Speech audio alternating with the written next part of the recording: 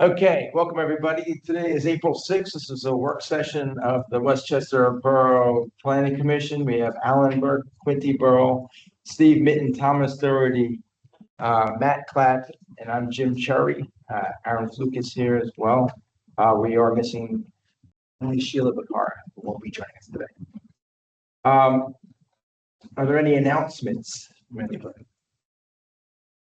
Just want to make sure everybody is aware. I believe it's Tom, correct me if I'm wrong, April 27th is the hearing, is it 27th or 24th? 27th is the hearing for the conditional use for the Westchester master plan. So if anybody has any interest in that, they are still presenting the witnesses for the university. So I'm not sure if Jim might not be required either.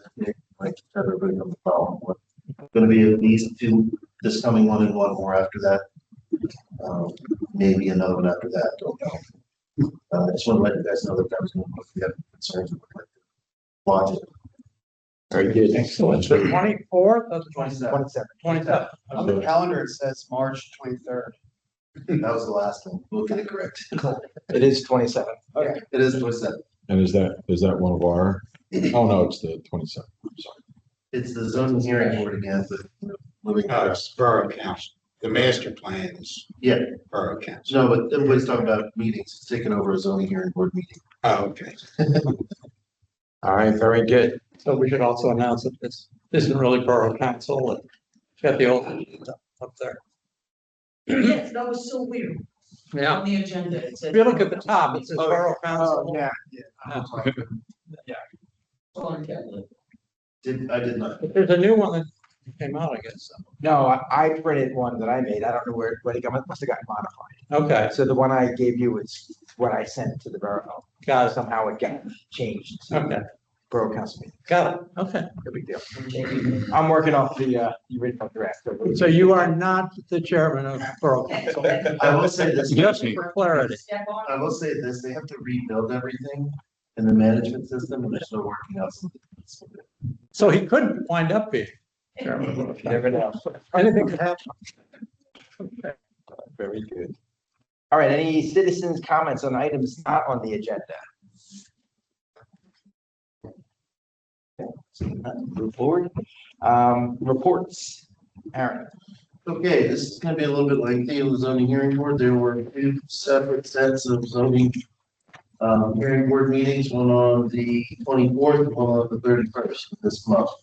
The first one had 436 North Church Street, which was a possible subdivision of a property to allow for an additional single-family dwelling to be installed. That one, if I'm correct, they are waiting the briefs to be delivered. They have to be done by April 15th, at which point they will meet and they have 45 days to meet, make a decision to get that back to everybody. So we don't have any final resolution on that as of this time. The other one was 138 Magnolia Street on that date, which was a variance on several parts to allow for student housing to be created. The main reason is because they're right next door to another student housing. That was a 4-0 no on that. So that was not allowed to become student housing. The other one on the 31st, the first one was 516 North Church Street, where they want to, actually, I got that one. Is that right? What are they doing? That was the subdivision. No, that was put in the garage. and the- Oh, the garage, yeah, I'm sorry, I'm getting Yeah. confused. Accessory dwelling unit and a detached garage. Attached garage, it was a 2-1 approval of the relief on the variance in that regard. I will state that we have heard from several of the local individuals that are possibly looking into appealing. I don't know how that will go in that regard. Who voted against it? I don't have the breakdown on who was who. Will that come with the, It will be in the decision. It may be in the decision. I'm not 100% sure, but it'll tell you that it's 2-1. There were 3 individuals on that one that were there available today, but that wasn't one. So, The other one was on 515, so I was confused, it's 516 on Church and 515 Spring Grove Lane, where they wanted to put an addition of another close to 500 square feet, which was going to get them over their impervious coverage. It was allowed, however, we did talk about it and they made a condition where they have, as part of them putting in all the water that is generated off of the addition has to be put onto an on-site stormwater management so that it doesn't impact the stormwater management that was done previously to improve what's going to be, I think it's Plummer. Yeah. Below it. Yeah. Which is what the major concerns were with how we're going to address the additional stormwater. Felt that was a good compromise. That's it. The zoning. Oh, we have one more zoning hearing board coming up in May. We do not have a date yet because we have some conflict with council, both on the zoning hearing board solicitor and on our secretary. Our original solicitor, our conflict solicitor, both have conflicts. So we have to go to our third string quarterback to run the team on this one. And we're trying to get that set up and find out a date. It'll probably be the 4th, I think the 14th or I forget, it's the 14th or the 21st, I believe is what we were looking at. And that's zoning hearing board. That's on an illegal use in an NC2 district on Evans Avenue. A gym that was put in, they're stating that they can do it because it's a reduction in the non-conformity. However, they never applied for any kind of change of use on it, and they didn't follow the rules for it, so they're. Do you have an address for that, West End? Oh, this one? I mean, East Evans, I think it is 244. I can update you, I'll send an email off that exact address, I believe it's 244. They're appealing my decision as the. And that's the final zone, Very good. That's the old garage. yes.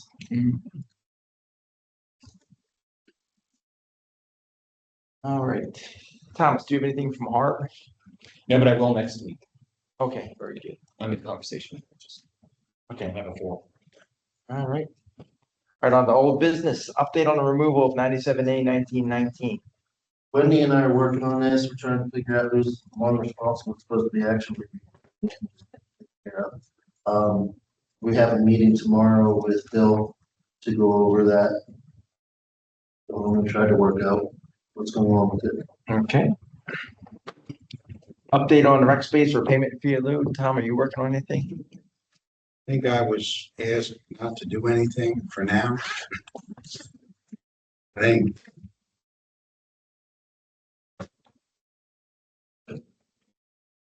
Okay, we'll talk about that.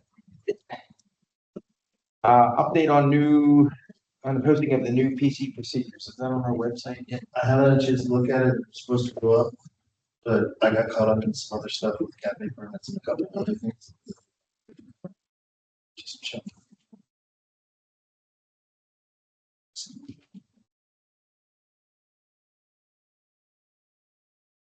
Where?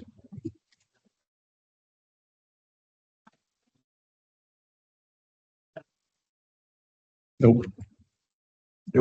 Okay. All right.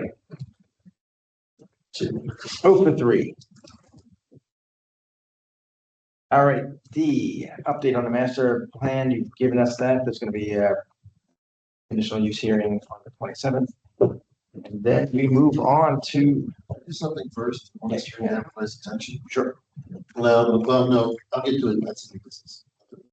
But in your business, I'm just going to put your name down here.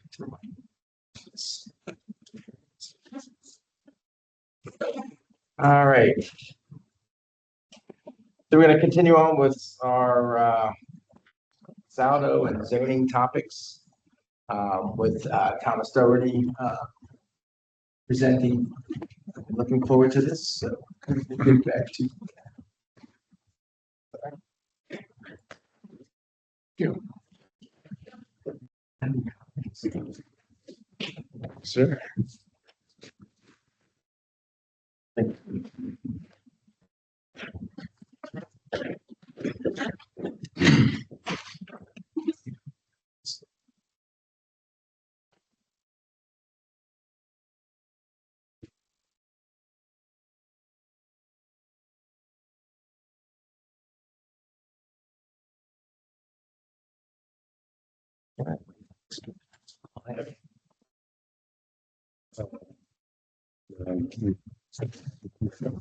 Not as what idea.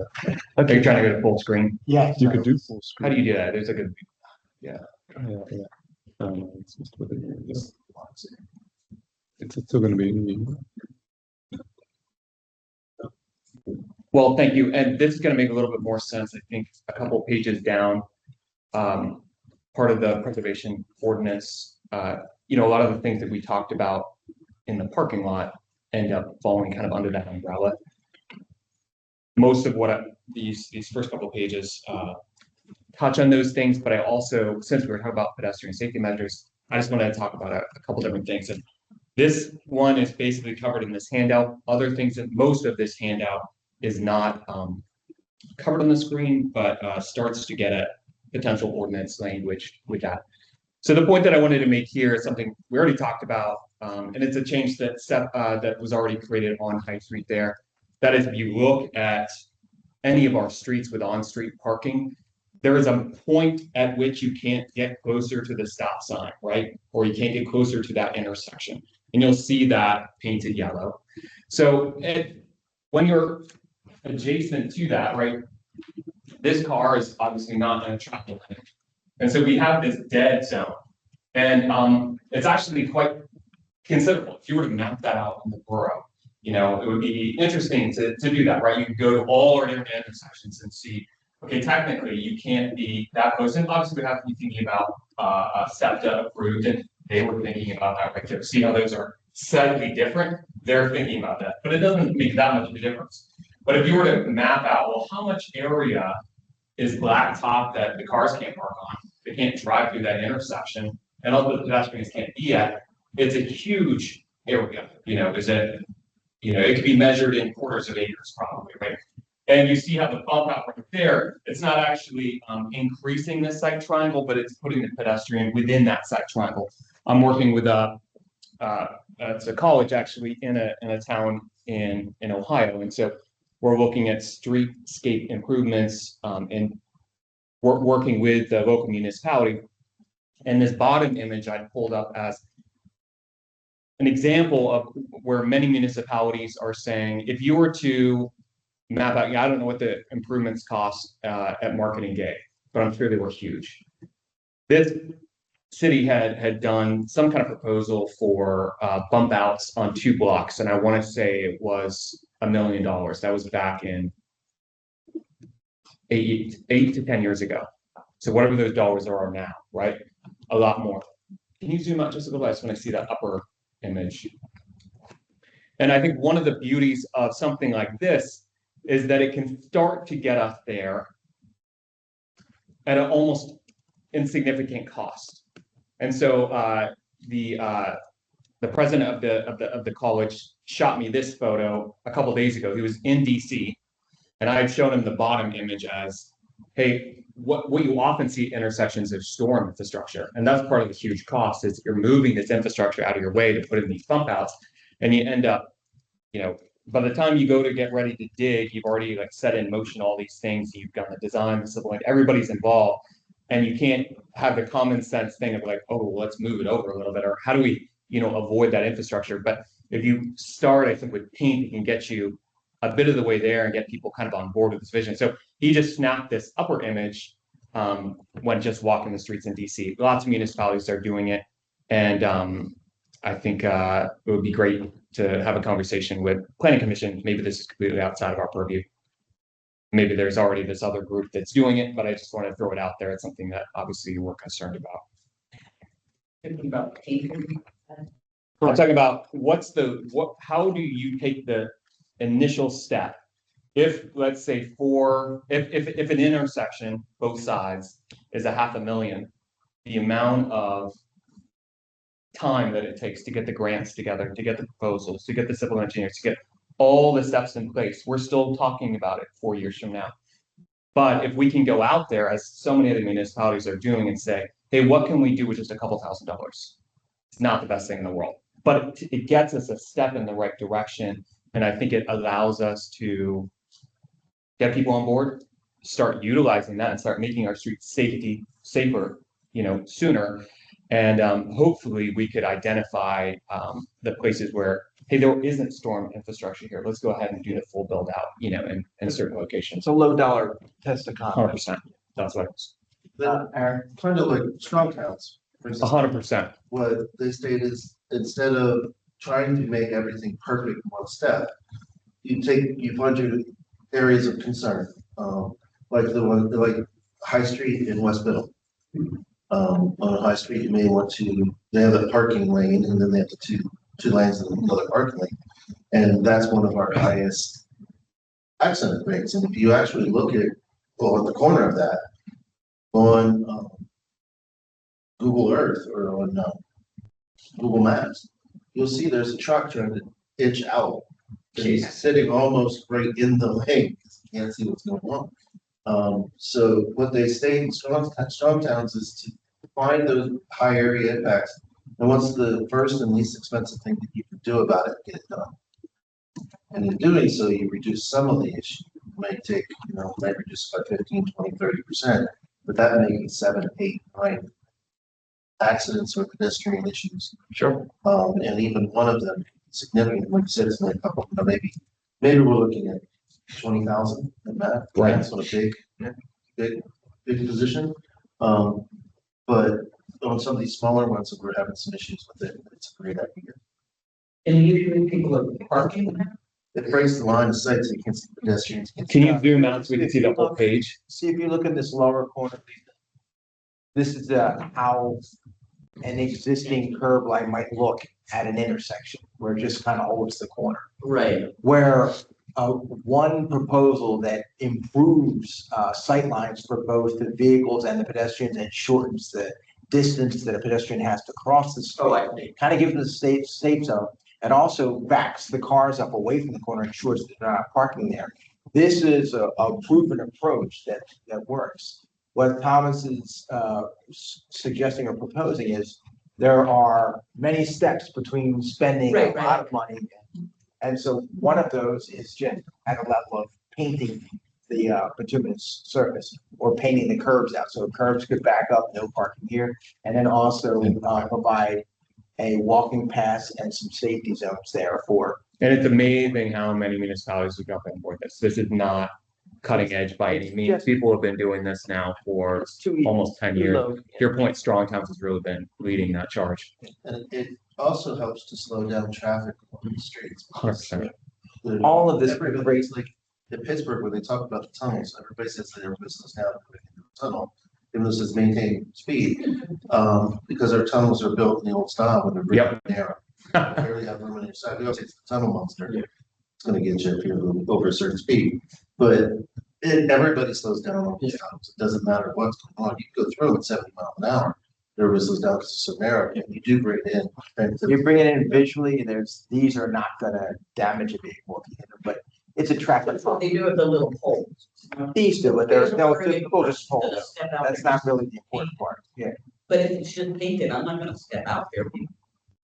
Well, I think again, it's, to Aaron's point, it's a traffic calmer, something that slows traffic. It is. I mean, there's a balance here between how we approach it, what can happen for the dollars. And what Thomas was saying was, we could talk about how we can bump out the curb lines and the impact that has on traffic and whose road it is, and stormwater management, and the concrete and the costs and so on. It may take years before we start even implementing it. It is very easy, can happen in a very quick way to add some paint that's a little durable, and at least test the idea of it. And also, I think from an art standpoint, could be kind of fun, murals or whatever it might be. Millville did this, and what they did is the historic buildings on the inside, like Roman Shadows Candy, they painted it all with candy canes and stuff, and on their side was a beautician that's been there for 74 years to same shop.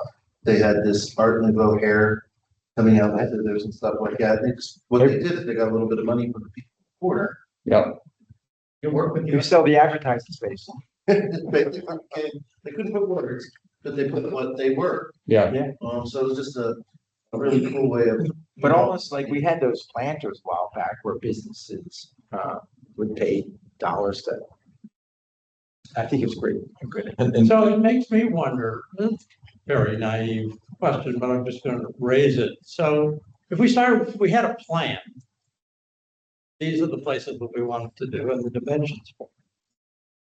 One thing we do in the borough is we tear up the streets like it's fun, you know? And if there was some way we could implement something that says, if you tear it up, you have to build it back this way, then we could build it into those projects, probably for next to no cost. Sure, can't be done, but it's just a thought. What group Aaron is looking at? It might be tagged, but I don't know. Or Public Arts Commission. That's what I was saying, get public arts. You can get all of them involved in it because they're all part of it, but, this is kind of the things that Sean was looking at, what are the first steps, what he needs to do. I think he's looking more at building out the bump out here. But he's looking at, so many of those intersections, as you know, have the stormwater Yeah. inlets there. And then all of a sudden you start to look at that and the different costs. And, Yeah. you know, I think Public Works would be the first one to raise their hands and say, hey, you can't do these bump outs. Right. We've got Right. water and everything else under there. Really good points. And that's where maybe inching your way to your point with the strong towns into it kind of like this lets us figure out maybe even which ones haven't, to Alan's point, which ones haven't been damaged in 2 years. You know, maybe those are the ones without infrastructure or whatever. Sure. also, if you're heading west on Biddle Street, let's keep using that example, then the car gets to inch out a little bit farther too, doesn't it? The car would be able to go out into that intersection and have a better line of sight and have a shorter distance, not Well, just the pedestrian. It won't so much with the painting, but what it'll do is it'll slow people down there. That's right. I think So that's if those the bigger people thing. going across the actual crossing line on Middle, Yeah, then we get most of the T-bones and the accidents. Right. And usually because someone illegally parks in the, that's the stop sign, it clearly says no parking from here to the corner. Because the paint's worn off of it, which they just went out and repainted that up so long ago. But it would help just get people to slow down because you're making it, you're drawing attention to the crosswalk, drawing attention to the stop sign. So that people can't blow through it or come to a rolling stop and go through it as much. Right. Is it perfect? No. But it's the first step you can take, and it's the simplest, least costly way of improving.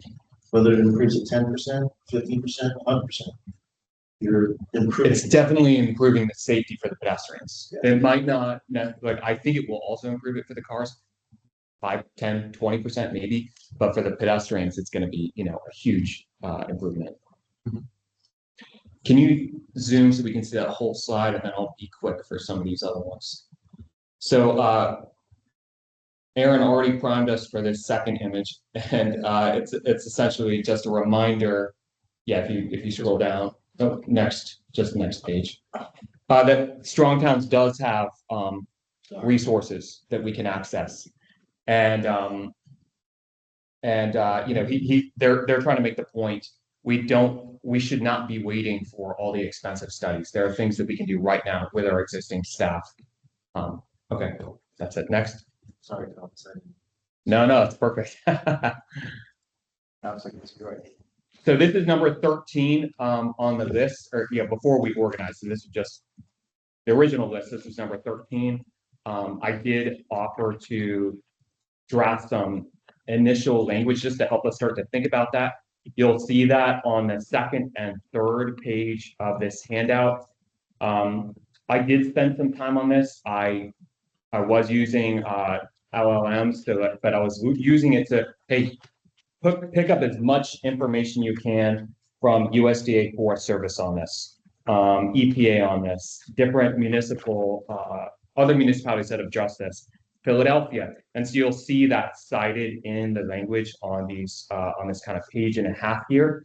And so just digest it, think about it. It's there just at the beginning of a conversation to be changed, whatever, ignored. But this page does look at that. And, we've already talked about this, but I'm going to say again,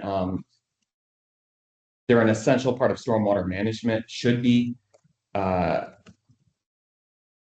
1-inch rain, the first 30% of water falling on the canopy is absorbed by a mature tree and does not reach the ground. The roots of the tree absorb another 30%.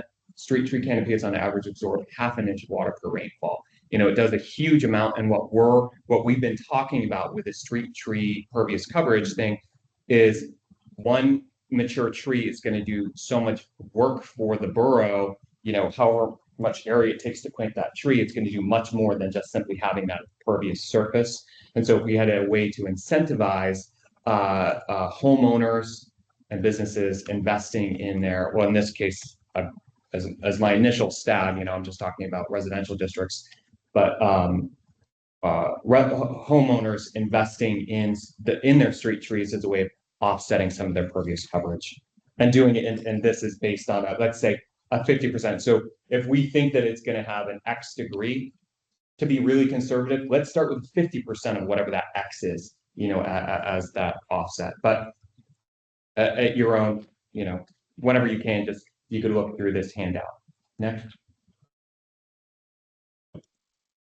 I'm not going to talk about this, but I just wanted to let you guys know that I'm thinking about this as number 24, that max building coverage. Aaron, you talked about it. What for me at least kind of triggered this. We've been talking about it for a while, but was the zoning hearing board application of the North Church Street applicant. It was just very slightly over their building coverage, not their pervious surface area, and really kind of begs the question, should we have a max building coverage when we already have a max impervious number? We have a citizen who's trying to build a carriage house on the alley, and they can't do that because they're very slightly over, but they're still under their pervious. My only note is we're working on architectural standards as the way we can fold that in, so that if we're going to increase or eliminate that max building coverage, we do that under the understanding that it's going to be something that meets the architectural standards we're putting forward. Which I know is tricky because we're dealing with zoning, but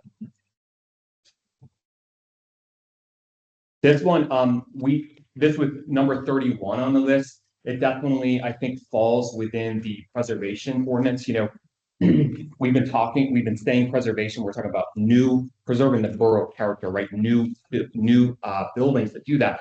But we have to be obviously so cognizant of demolition abatement, trying to stop any of our existing historic structures being torn down. And one of the things that we talked about 3-4 years ago was a guest room ordinance. Matt, you had even drafted one for us when we were talking with the affordable housing group. And I used this image a decade ago. I think I haven't seen this movie in so long, but there's a scene in this movie where he's going around, he's trying to sell these computers or whatever it is. And I was in a vulnerable state of my life. I was newly married. We had a baby, making no money, timber framing. And I was aware, like, he's trying to sell these, he's trying to get by. And he's in this neighborhood where it's a bunch of nice people, but he doesn't have a place to sleep. So he's sleeping in his car. And I was aware enough of our rules and regulations to know that even if somebody had wanted to rent him a room, and he makes a comment about all these huge buildings with all these empty rooms. There's no place in the zoning for anybody to rent a room, right? That's not a use. You can't rent a room. And so all that to say, guest room ordinance, which would allow, let's say, just homeowners, right? So I'm just going to read my note right there at the bottom, which is. So this was also something the mayor brought up. It is actually, yep. So I'm just going to read this a little bit. Land speculation and rising costs should be a key concern. We talked about attainability last week. And Steve, you said that's your key concern, being a planning commission, right? So land speculation, rising costs should be a key concern. This piece of legislation would have the reverse impact on prices for homeowners. Speculation would be on the wrong foot because homeowners can now leverage the ability to rent out a room. If it were only allowed to homeowners, then all of a sudden for a homeowner doing the pro forma, when you're thinking about, hey, can I buy this house? Can I pay the mortgage? The absentee landlords are on the back foot, which I think is part of the goal of the comp plan, part of the goal of the leadership of the borough would be for that, right? We're trying to empower homeownership. A firefighter can now afford to live in the borough because she can rent out their extra room. I have in here a page and a half on why it says pursuit of happiness, why you can't rent your guest room. And I just kind of did it for my time schedule, an unfortunate deep dive. Kind of got lost in the rabbit hole of what are the different restrictions that would probably stop this. I know, like, even if you could say, well, no, actually you can do that, there are enough barriers in the way of trying to do it. And it is really illegal in a lot of ways. That's the reason Airbnb, before they could go forward, had teams of lawyers, right? They had thousands of lawyers going across the country as they started to expand, because from a building code and a zoning code point of view, renting out a room is something that our codes weren't set up for. But I think that we should be thinking about this, especially with building destruction abatement in mind. So that was number 31 on that list. 15 was cottage courts. And I think, so we had talked about, like, this slide right here is literally from, I think, 5 years ago, which dates me on planning commission, or 6 years ago. So I haven't changed it here, but what I did do is I spent some time trying to update it. And so there's a page and a half, the last page and a half of this handout looks at it. I'm calling it something else. I'm calling it garden court, because in Westchester, unlike a lot of other places in the country, there actually are form-based cottages. Like if you go to the West Coast, like LA is known for this. LA is covered with these little cottage courts, but there they actually often are freestanding, or they'll be paired in twos. But often, like, our examples in the borough and what you see in Philadelphia, Boston, because there are other examples I can think of. I'm sure I would guess there's more of this on this side of the country. You see more attached houses around the garden. So I just changed it from cottage, because cottage, I think, freestanding we don't have a definition, but in this page and a half, I'm calling garden court on this. But I would just ask that you glance through that as I try to draft out model language for allowing that. That was number 15. And then that next page on here, I should have led with this, but essentially this was our whole list where I was getting those numbers from. And on one side in red, I had the street requirement changes that would accompany a preservation ordinance. And in yellow up there, the requirements that would probably fall under the umbrella of, for example, we have number 19, reduce minimum lot widths or space for Westchester-like housing, right? Like number 19, that seems like it would fall within the preservation ordinance effort. Next. And so part of the reason I did this was because Shayla wasn't here before, so I want to go really fast because I apologize. You guys have already seen most of this, but just as a real quick reminder, right? We have the illegal stuff on the left and the by right stuff on the right. We were asked in the current comp plan, which we don't have the dollars to update, so let's just work with the current one, that new development and preservation are complementary elements of planning strategy. And so this is our opportunity to develop and refine that strategy. And so, I asked this question, how have we been doing? And obviously the work here is so valuable for attainability and affordability, but it's not contributing. So we're trying to ensure that new development contributes to the small town character of the borough and provides for a range of housing types to support different types of households, range of income levels, right? That's the strategy. Preservation as new development preservation are complementary, and we need to be thinking about attainability at the same time. They were thinking about the attainability, not the preservation or contributing to the character of the borough. Next. So yeah, we weren't contributing character to the borough, but we know what we want to have built. Sliding. Yeah, these were all the first images from the comp plan, right? This is what defines the character of the borough. We can see that there. You keep scrolling, you see, you know, if you go to Instagram or some of these others, these are all the images that are coming up. We know what we like. We can be confident in that. So how we've been doing. We looked at these examples earlier, you know, just allowing townhouses, attached housing, this is not going to get us there, right? These cheap, poorly built developments that could be anywhere, right? Like this could be Atlanta, this could be Dallas. And Ben Franklin has this great quote, this bitterness of low quality remains long after the sweetness of low price is forgotten. And especially in a town where so much of our building stock dates back to the late 1800s, early 1900s, these townhouses are not going to be worth buying 20, 30 years from now. You know, the amount of mold, the vinyl siding will fall and fall out. I mean, if you just look at the vinyl siding right now, it's already covered in mold. That lick and stick stone is going to be falling off. It's unfortunate that this is what our conventional building has become in this country. You know, so again, here, so range of housing types, that's important for the borough, but they're not contributing to the character of the borough. Obviously, we know this project right here. Again, you know, it's a little bit like maybe a B- in the range of housing types. Like there is value to that. Like I don't want to say there's not value. So appreciate these developers, but it's not contributing to the character of the borough. Next. We all know this is what we want to see built here. You know, we had John O'Brien coming in here advocating for that development that we think could up its game. So he says, this is John O'Brien. Well, I also believe it. Investment in town is good. New units within walking distance of downtown is good.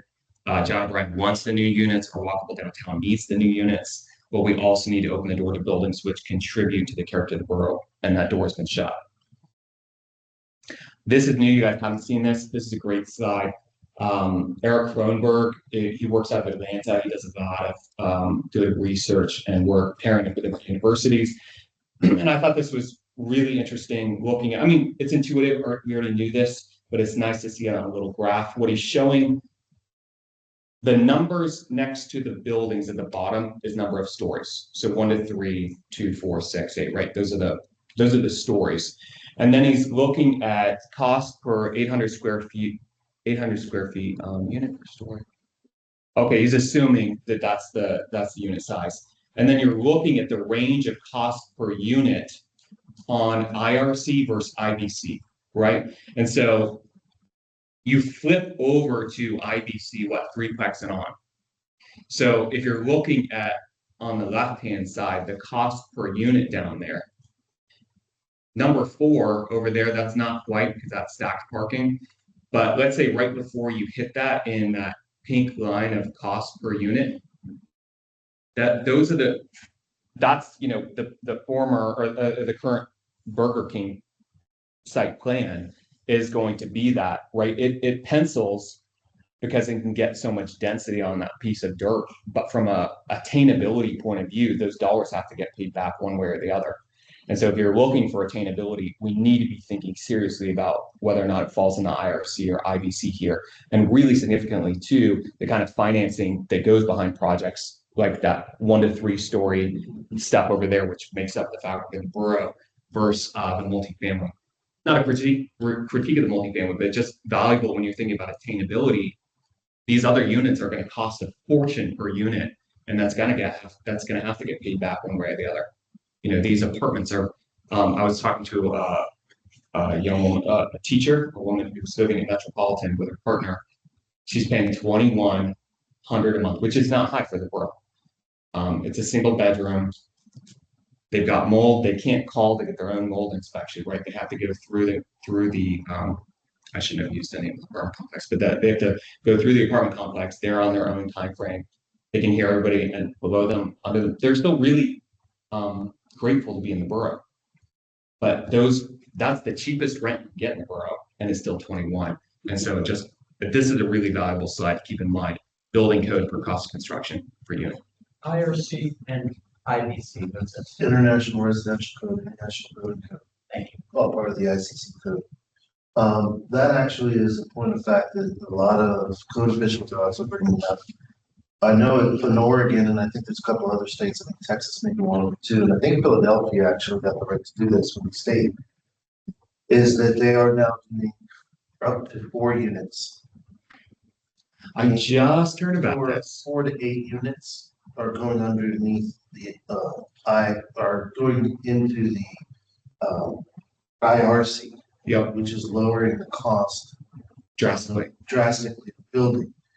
So it's, I understand that you're coming at a different point. But one of the things that's going to be going over the next 3 or 4 years is trying to get PAUCC to allow local municipalities to adopt to higher levels with the IRC.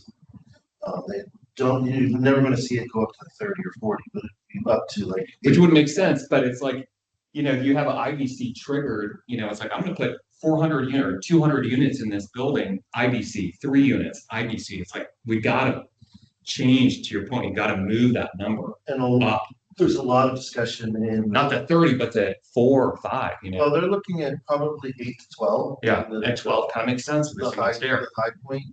12 would be the absolute high point, but going up some. 3-story that, well, And what it does is it allows for it to cost to build in the IRC is a lot less expensive than the IPC, particularly once you get into fire suppression systems and things like that.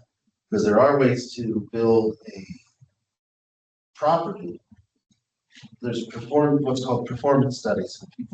Some BCOs will allow them if you have a good enough architect who can do it. So performance building where you reduce the need for fire suppression system. And I want to keep everybody away from calling it fire extinguishers, because it's not fire extinguisher system.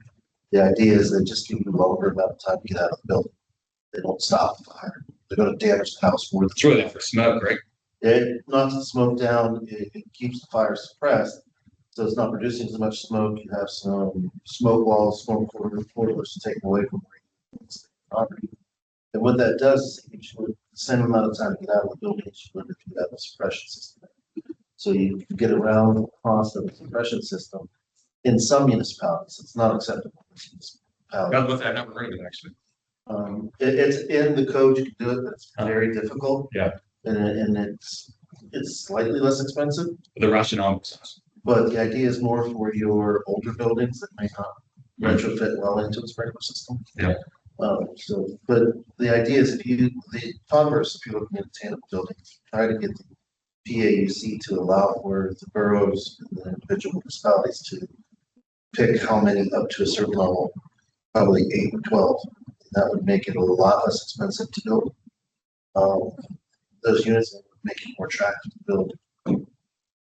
It would make it less attractive to build those big 400 unit properties where they can come in and take up these more available smaller parcels and actually put 12 units, 8 units. Now they're working that way, so much more. Yeah, and I think you get a whole different developer class. Yeah. With different capital behind. Yeah. So in conclusion, right now we're getting this. So we all know that's what we would like to be built. Our comp plan knows that. It would be good for the borough to see more working class development like this. On the right is Washington. And there's a little plaque on there with the name of the developer. I think he was on borough council and he maybe owned, you know, one of the factories in town, but he developed this kind of philanthropically, I think he developed it intentionally as attainable housing. And he used the word working class. So more working class housing like this, like Arlington, and less like this, right? This is also planned as attainable or work, you know, in that word. Apples to apples working class, right? And here we have the over 1,000 feet of continuous corridor, you know, IBC, right? Like, yeah, there's sprinklers that help you get out of this, you know, kind of rat's nest of hallway. But yeah, being able to draw that line before you hit 3 would be great.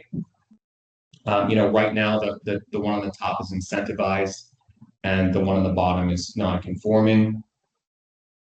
But when zoning allows townhouses, we get the one on the left, not the one on the right. So just allowing townhouses, allowing narrower townhouses, which is what I kept asking for. We need to do more than that, right? Because we're going to get more crowd like that stuff on the left. So what I did initially is looking at the ordinance that I had first proposed, it was draft language, but first proposed, really thinking about lot splits as being potentially detrimental. What we're after beautiful buildings that contribute to the character of the borough and attainable housing and homes for people.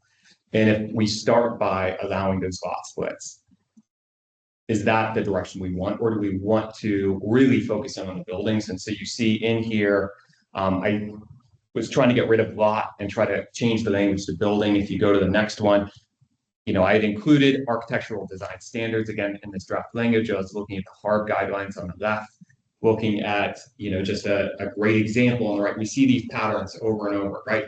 The second and third story windows are aligned with each other. They're vertical openings. And you see that they get squished together on the bottom story because you include the door, and opposite the door is the stair, and you usually pair the stairs on the inside wall like that because the outside wall has windows, right? You see these patterns over and over in the borough. Next. And so the architectural language started to have that. Keep going. Okay, I want to pause here just for a second to say, so what I did in the pink is highlight the things that we had talked about in the parking lot. So, what we want new beautiful buildings that contribute to the character of the borough. That's what we're trying to allow. And in many ways, it's impossible to do that now, but we're trying to incentivize that. What can we offer? I think we can offer new narrower lots, new smaller lots, right? Those are two different categories. And we have distinct, right now we're managing lot size and we manage side yards. And so those in effect, talk about narrower lots and smaller lots. Those are two different levers. And I just want to highlight 19, that what in the parking lot was reduced minimum lot width or space for Westchester like housing, right? So that fits in there. We can offer that. Lower front and rear yard setbacks, ADUs in front yard. That's 33 traditional neighborhood development, TND definition or illumination, Matt Clapp. So I think that those two kind of get paired together. That's pervious. That could go with number 7, the porous pavement materials.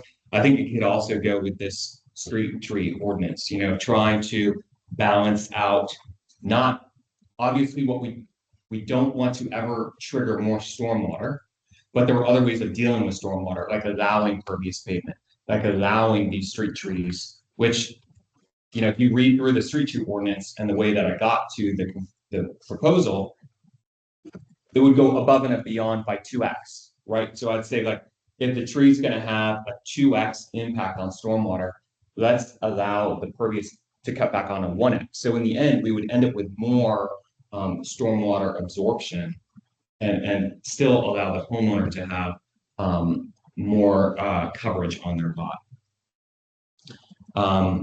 So that's pervious, that's building coverage. And that is 24. That was that eliminate max building coverage. Again, that's an interesting one where that doesn't even cover the pervious, right? That was a second category that we have in our NC1 and NC2 districts, which distinguish building coverage from pervious coverage. So that's another lever. So I'm just trying to go through the levers that are in the purview of zoning and the planning commission. This is a big one, new standards for private streets, right? And we're thinking about burger views. So we have the alley definition, interior cartway width, paving radius, the clear sight distances and triangles. So they kind of fit into that category. Then the left or no off-street parking, that was number 6.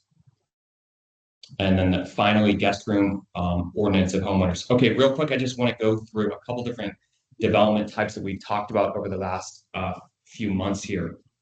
I want to talk about 3 different types of projects. This is like one where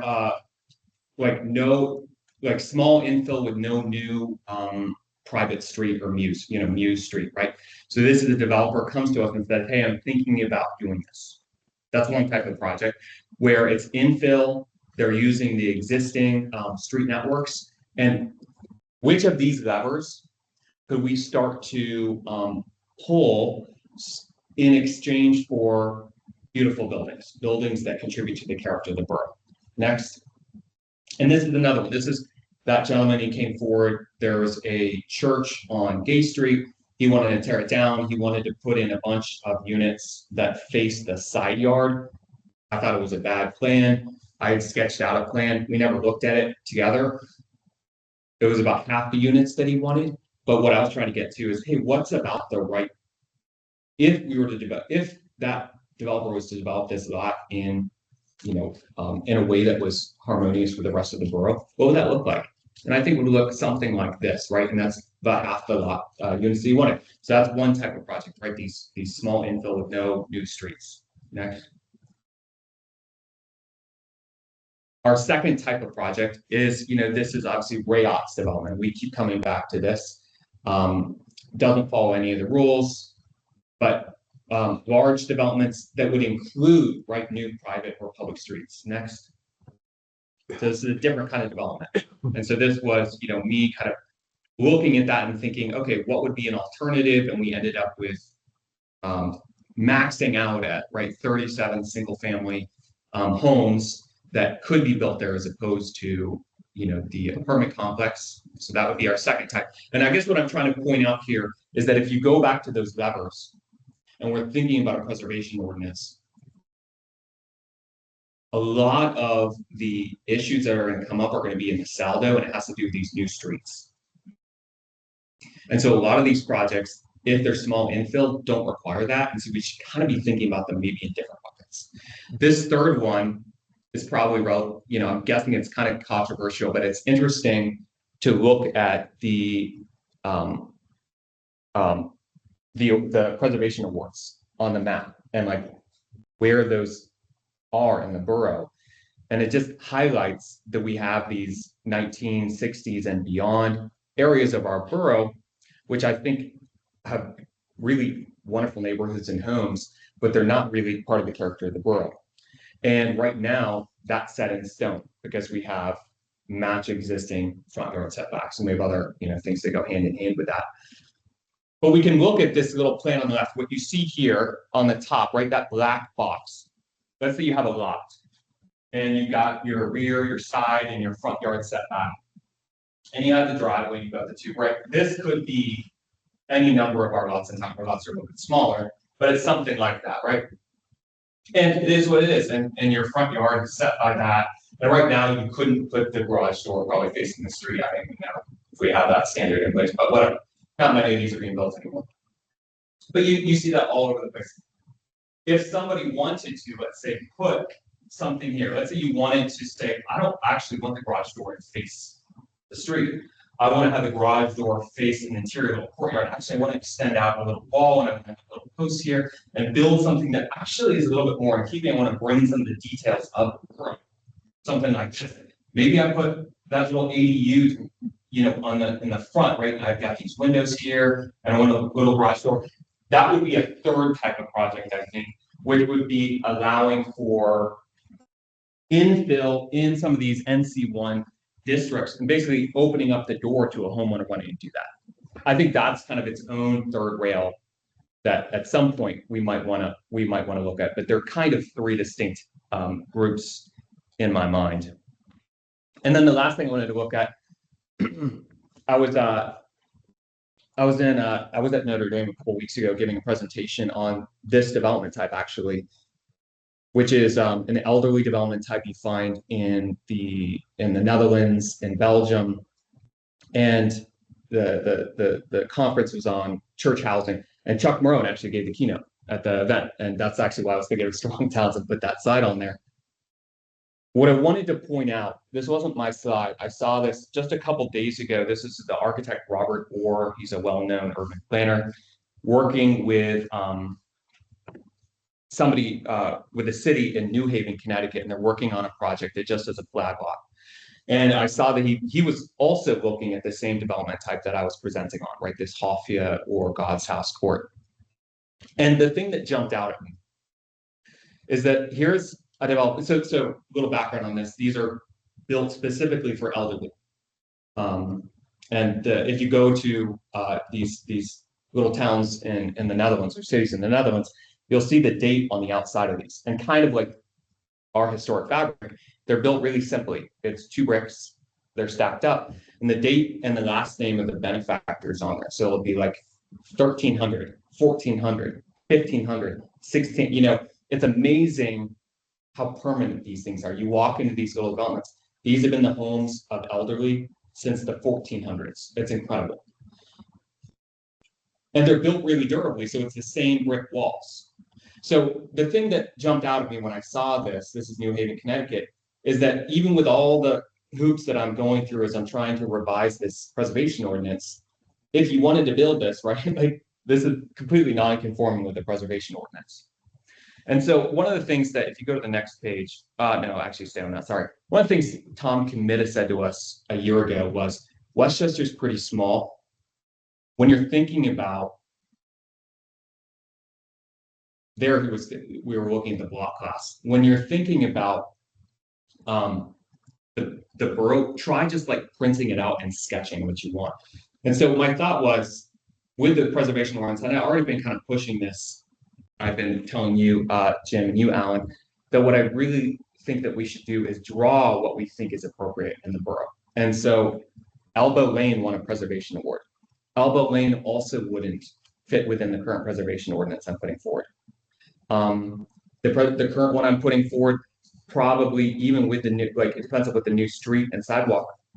You know, when we're looking at all the different street changes, probably Ray Ott's Burger View wouldn't fit either. So rather than trying to come up with the ordinance, if we look at specific developments and say, Planning Commission, you're the applicant, get Ray Ott's development approved. Okay, let's go figure out what hoops. And I think of, I mean, we weren't doing this specifically for that developer, but the new Unified residential.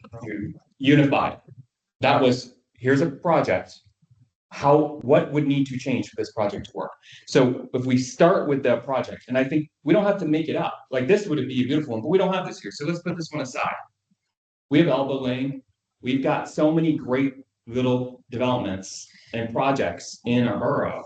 We could pick some of those and just say, if we were the applicant, what would it take to get Ray Ott's development done?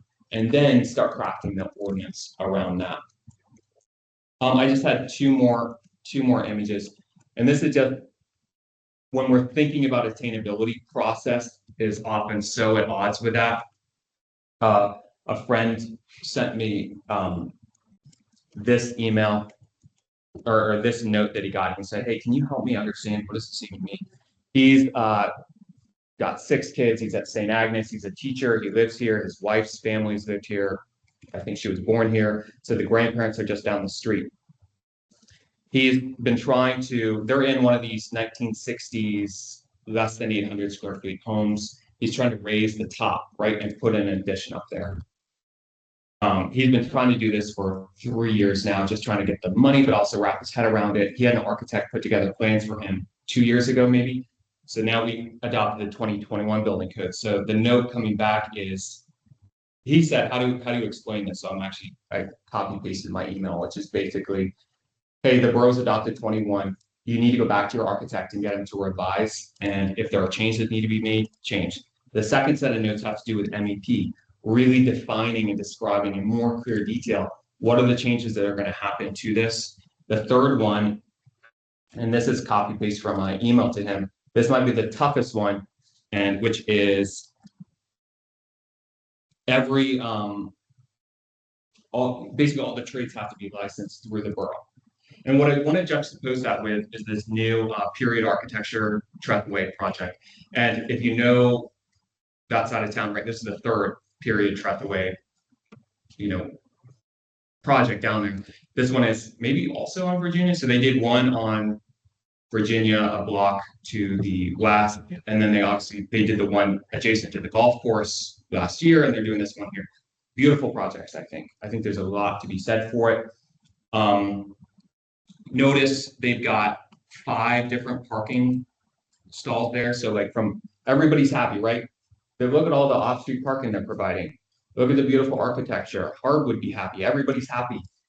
And so I do want to highlight for us the roadblocks, the small roadblocks, they seem small, but to a homeowner who's a teacher and trying to get this addition on their house, this is gonna add another year or two for him probably.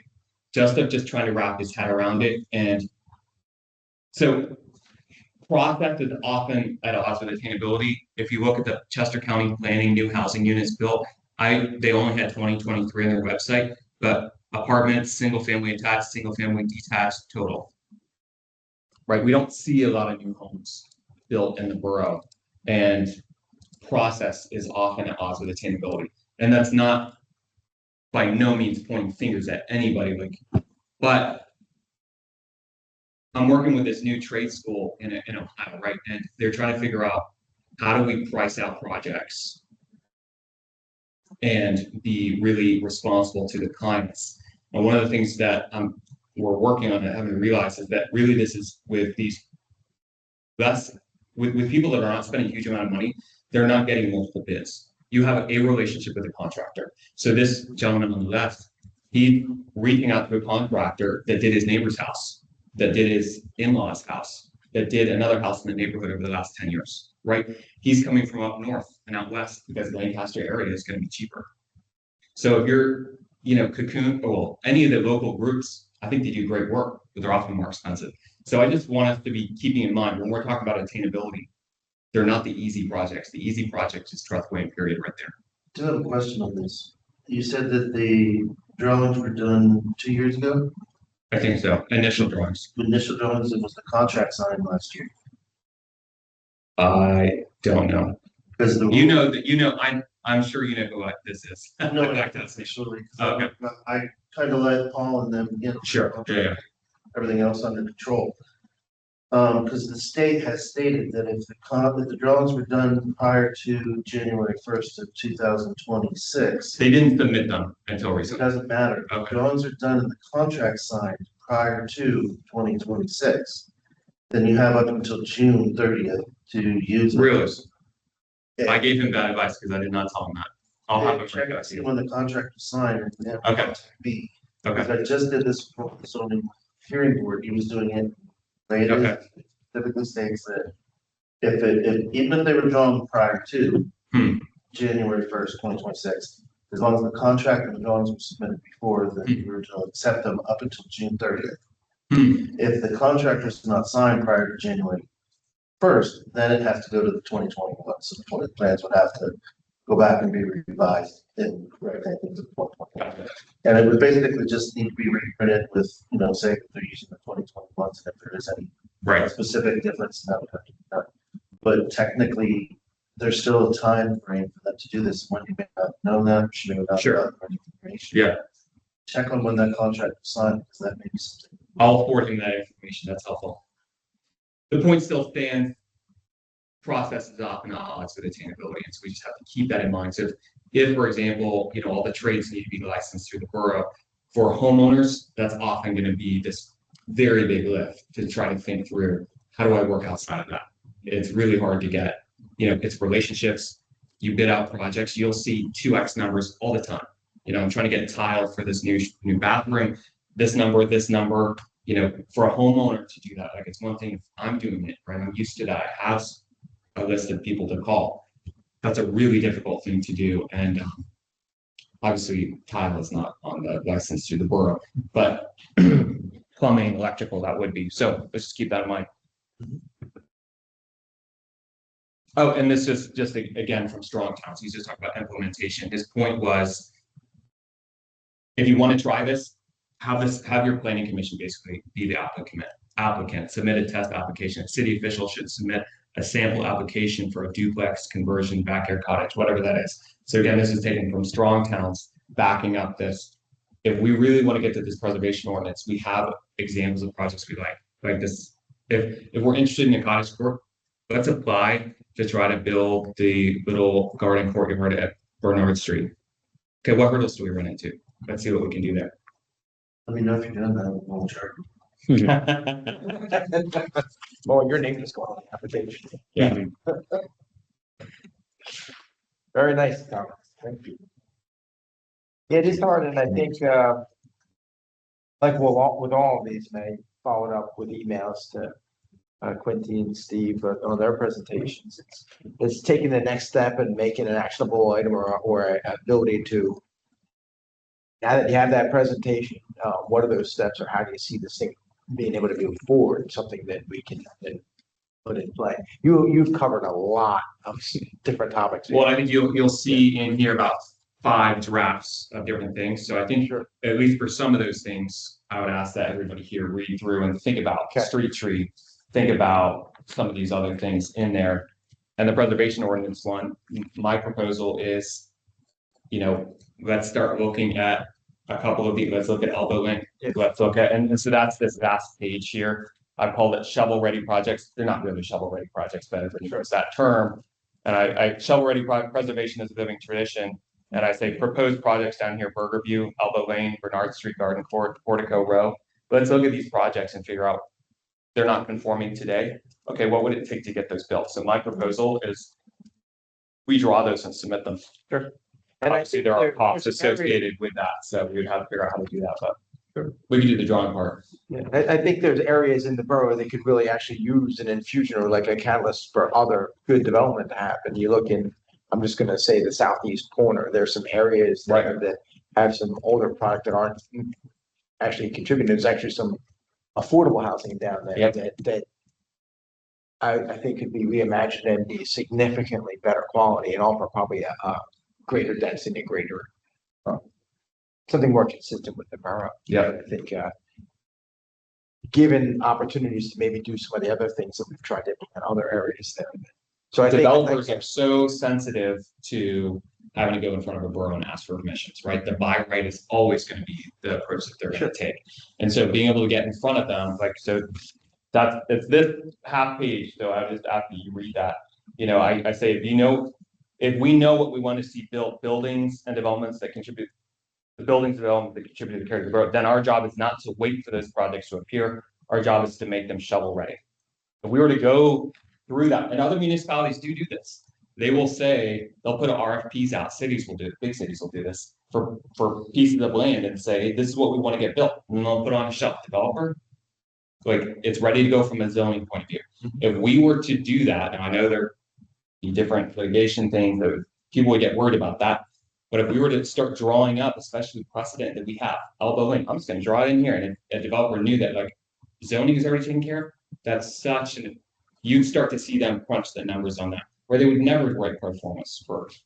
They're not even gonna go to the step of writing a business plan for a project if it's not by right. And so if we were to get it, not shovel ready, but zoning ready for different areas of the borough, I am confident that developers would start to pencil it out. Number of locations are also taking that step further, and dealing with the building portion of it also. They're coming up, like, if there's an individual that might build townhouses, something of that sort, they have individual parts of that townhouse plan. They can approve those plans prior to them building, or if they have a building plan for the types of housing. You come in and say, you have a chair, have that, but you have the redwood plan, have the birch plan, you have this. Yep. These are the standard plans that you build by. You can approve those still. So that's you're so speaking my language, and this is what I've been trying to push for this preservation ordinance. Because if we try to create the big umbrella of like, hey, how do we match these things with architectural character? That's really hard to write all the different rules for. If instead you say, everybody likes the building here on Minor Street, we can all agree we like this one. It's such a tiny, small baby step forward. Let's just approve that one. Let's draw it up and say, this is essentially pre-approved. It's a pre-approved plan. And you lower that cost burden of getting in there. And all of a sudden what you've created, instead of saying, here are the architectural design guidelines in this big pamphlet you have to follow, you say, here are the 5, we're going to start with 2 buildings or 4 buildings. Everybody likes, they're from the, 1890s, 1910s, whatever. If you want to build that, they're pre-approved.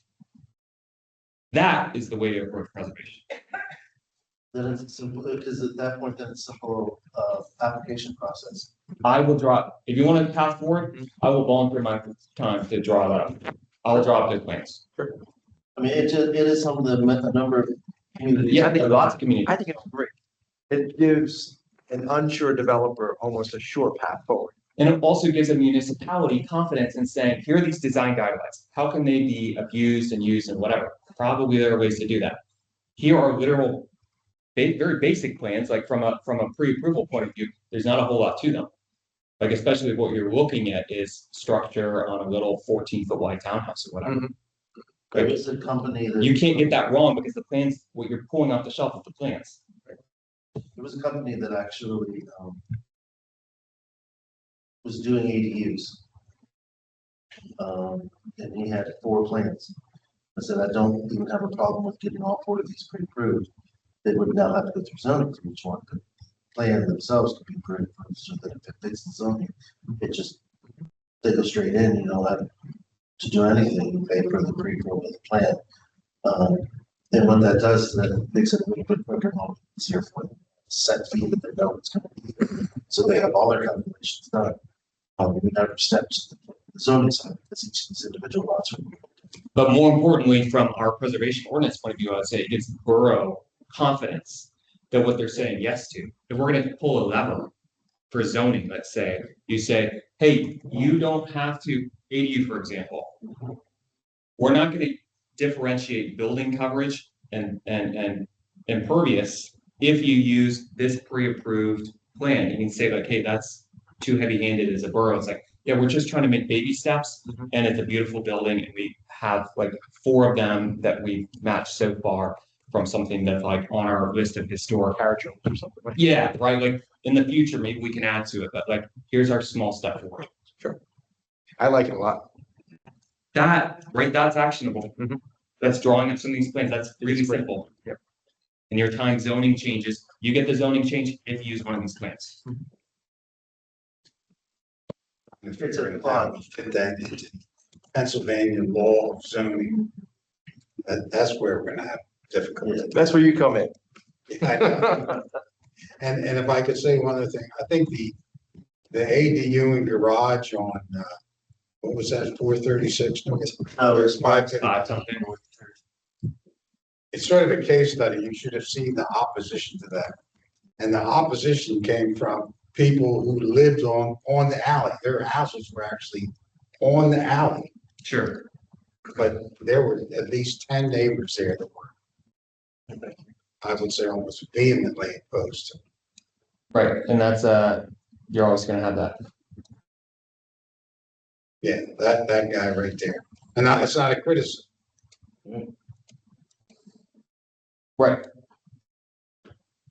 Now, they're still gonna have hurdles that they have. And what? They're still gonna have hurdles, because they're gonna have to deal with the line of sight and that neighbor's fence is blocking their line of And sight. when I asked, I mean, that garage is going to be right on the cartway, the garage doors. I think it's Right 5 there? feet back. What?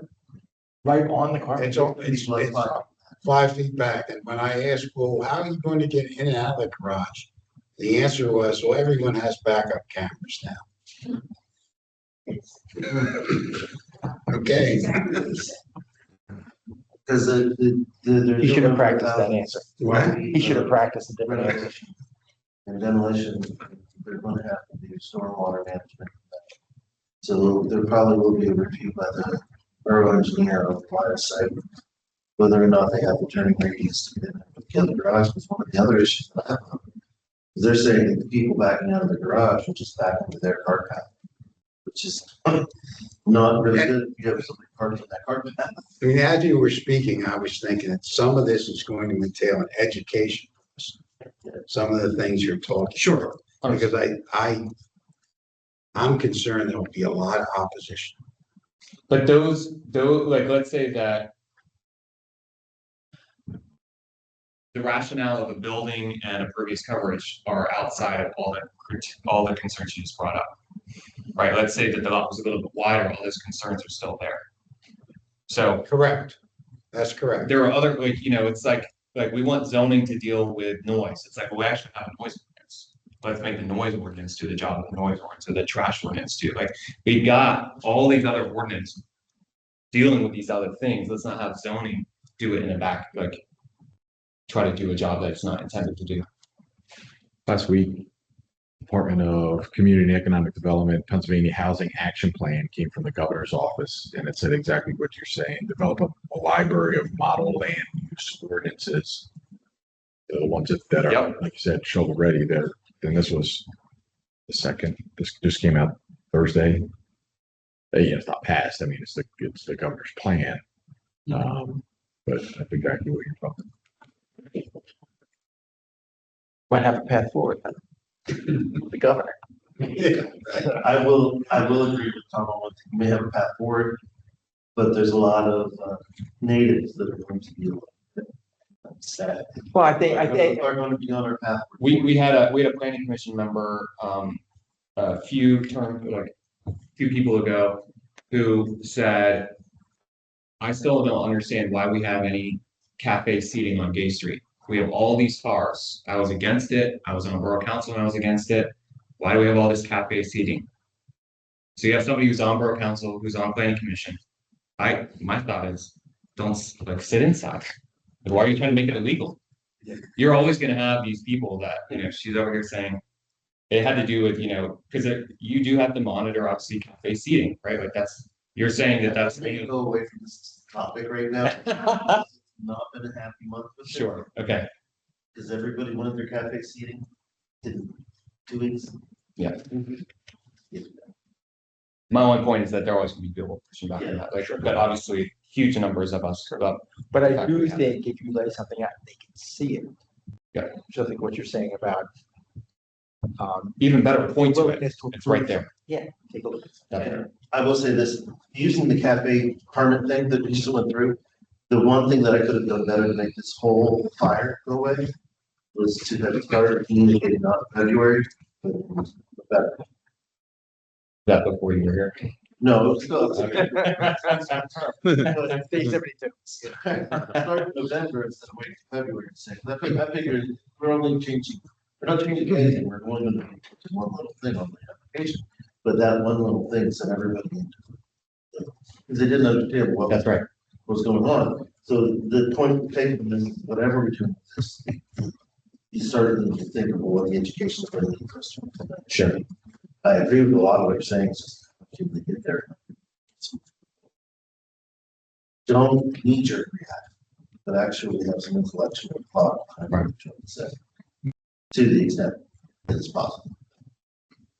That makes a lot of sense. So I'd just like to say how grateful I am to Thomas for putting so much time and work and effort and thought into the plan you just presented. I think it's inspirational. I think it's 100% on target. And it's an opportunity for us to do something important for the borough, and I sure hope it doesn't slip away from it. If we do what you are specifically proposing, which is to put through a model plan, what it's going to do, it's going to raise all of here is the laundry list of ordinances that are not going to allow this to happen, and then that will allow us to attack those in a more comprehensive way. It's a good point. When we go to try to fix them, I think what's really important here is the vision, the larger view, because taken separately, they're massively controversial. You're building a garage on North Church Street, you're building an ADU in the alley behind North Church Street, and everybody's going to get up in arms. But if we begin with this is what we're set up to build right now. Burger King, Mitch's Gym, all of these things. If you want to become Exton, we're on that path. Okay. If you'd like to stay and maybe even make better Westchester, we're going to have to experience a little challenge here, and I think that what's important is to package these together so that when we do propose them, they make sense, as opposed to individually they could all be Right. Picked apart. And I just hope that we can actually do. I know I better understand, you've been talking for a long time about can we put through a test project, and I know that this big financial wall that we've hit, or can't afford it, and don't even propose it, but maybe we need, I don't know, to sit down with the people from Borough Council, or we need to sit down with the borough manager and propose the idea. And if it's rejected, we won't waste our time on it, but maybe the borough manager's got some, he's the guy holding the purse strings, so to speak. Or And maybe we could, who's dug in on this, don't spend any money on right, this. And,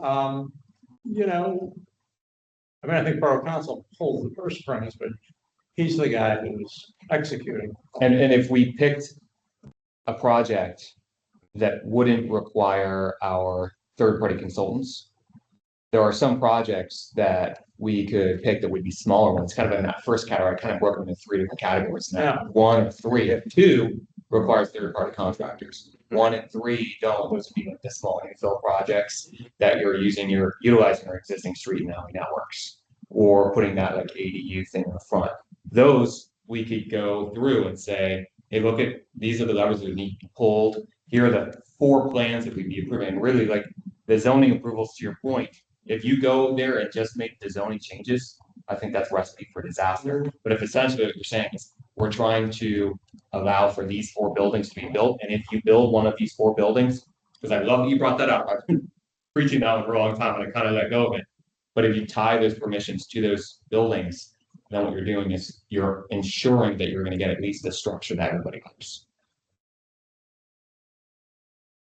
And to education, I think the education, while still a challenge, choosing the right project, still a challenge. The education's already started over the last 2 to 3 years with going through reviewing all these projects that nobody actually likes. So I think Borough Council specifically, maybe not our manager, is primed for this type of proposal in that respect, because they see the alternatives and the non-contributing projects that we've reviewed. So I agree. One of the things I might recommend you do is, and this is something you can do at the next, not this one, but maybe makes smart. They have Thomas or somebody else come, whoever you choose to do that, to talk about something like this. This is what we're trying to do since we haven't had a lot of developments come through at this point. We've been trying to work on some things that might help to create infill and be able to help certain particular things that wouldn't cost a lot of money to get implemented. Just give it an update. Doesn't mean you have just would be discussion. But that's something where you start, because when we had the issues with cafe permits on Facebook, some people were complaining, other people coming up and saying, well, did you watch the smart growth stuff? And start talking about this in January or in February. This is what's going on. This is the reason why. I suggest you go back and look at it. It's one of the best things that one of the individuals who's a former, 10 years ago, was on the council said, hey, they've been talking about this for a month now. That's a great place for you to go because that's recorded, that's on, you can send it out to people that can see it and start to understand what it is you're trying to do. So that may be something, if you feel like that's where you go, I can work on the agenda part of it. Well, I was just thinking, I'd like to, there are a couple members that routinely come to the planning commission meetings, and I'd like to see the members of Smart Growth also potentially attend and get familiar with what's going on. So I think conversely, some of the newer members are on Smart Growth, so I think it's listening to their priorities and what it was not necessarily as consistent with as I wanted with what's been going on for the last couple of years. So let me reach out to them one-on-one and see if we can get a little more in sync with what's going on. Thank you so much, guys. thank you. Thank you. Thank you. All right, well, that's a good segue for that. Yeah, if you want to just put the whole slide in there, zoom out a little bit, you can fit it to the page. Up to the right, that next one over. This one? Yeah, that one. Oh, It takes. yeah, you're right. I thought it was vertical. This is like a smaller, more focused interim step, I would say, to what everything that Thomas talked about. So this is kind of just a review of what would it look like, or why might we consider eliminating the HO60 overlay district for now, and then hopefully combining that with what we're talking about as far as the preservation ordinance and some of the things we're talking about, then afterwards incentivizing the kind of development we want. So you can go forward. Thank you. So I would just real quick want to review the district goals as written in zoning this is for the town center, which is where the HO60 is. And I want to just call, kind of attention to its design to accommodate uses appropriate to the central business district, especially within the retail overlay district, and to provide regulations to ensure that the scale and character of the historic and retail commercial environment is maintained. The district is also designed to include regulations to encourage the provision of pedestrian amenities and protect the character of adjoining residential zone districts. So I just this is just kind of a quick overview of the goals. Next slide. So for the HO60, there's actually more to it than this, but this is the one I wanted to focus on. The first floor, ground floor building uses, be used to promote a continuation and continuity of retail shops and stores, restaurants, personal service shops, indoor motion picture theaters, lobbies, reception spaces, and where applicable, comply with the provisions of the retail overlay district. So I just want to keep that in mind. Lobbies and reception spaces in this spirit, not really, I don't believe, is meant to mean apartment building reception areas for residents only. So, but we'll talk about that in a second. And then this is an excerpt from the comp plan, which I found interesting. I don't know if you can really actually see it. I want to zoom in a little bit, but it is discourage major new development from the downtown is the overall recommendation. And the specific recommendation is retain the retail overlay district and height overlay district and conditional use standards to help protect the historic streetscapes of the downtown, which in my mind actually is a little contradictory. I was surprised to see that in the comp plan that they want to retain the height overlay district with the goal of protecting the historic streetscapes. That's how I read it. I don't know that we're doing that. So I wonder if the rationale there would be that when they put it, they were aspirationally thinking that the HARP standards would then be applied to them. Yes, and that would seem to be the only loose connection you could make. And the retail. So. Well, and retail, yes, written yes. Is fine. It's just that when it gets interpreted. Right. It's how it's been applied. Black is white. Right. Up is down. Right. Well, let's keep going. So I agree with you. We've taken it out for a test ride, and the engine blew up. Well, don't get ahead of us, Alan. Let me go through the. No, let's do it. Let's break it down point by point, and then we will get to that exact point. The conclusion will be similar. So I kind of summarized in more just simple language for my own sake, summarizing the goals of the town center and the HO60, and it's to incentivize higher density, mixed use development in targeted areas of the town center. Mixed use being kind of one of the key words, mainly the retail overlay district.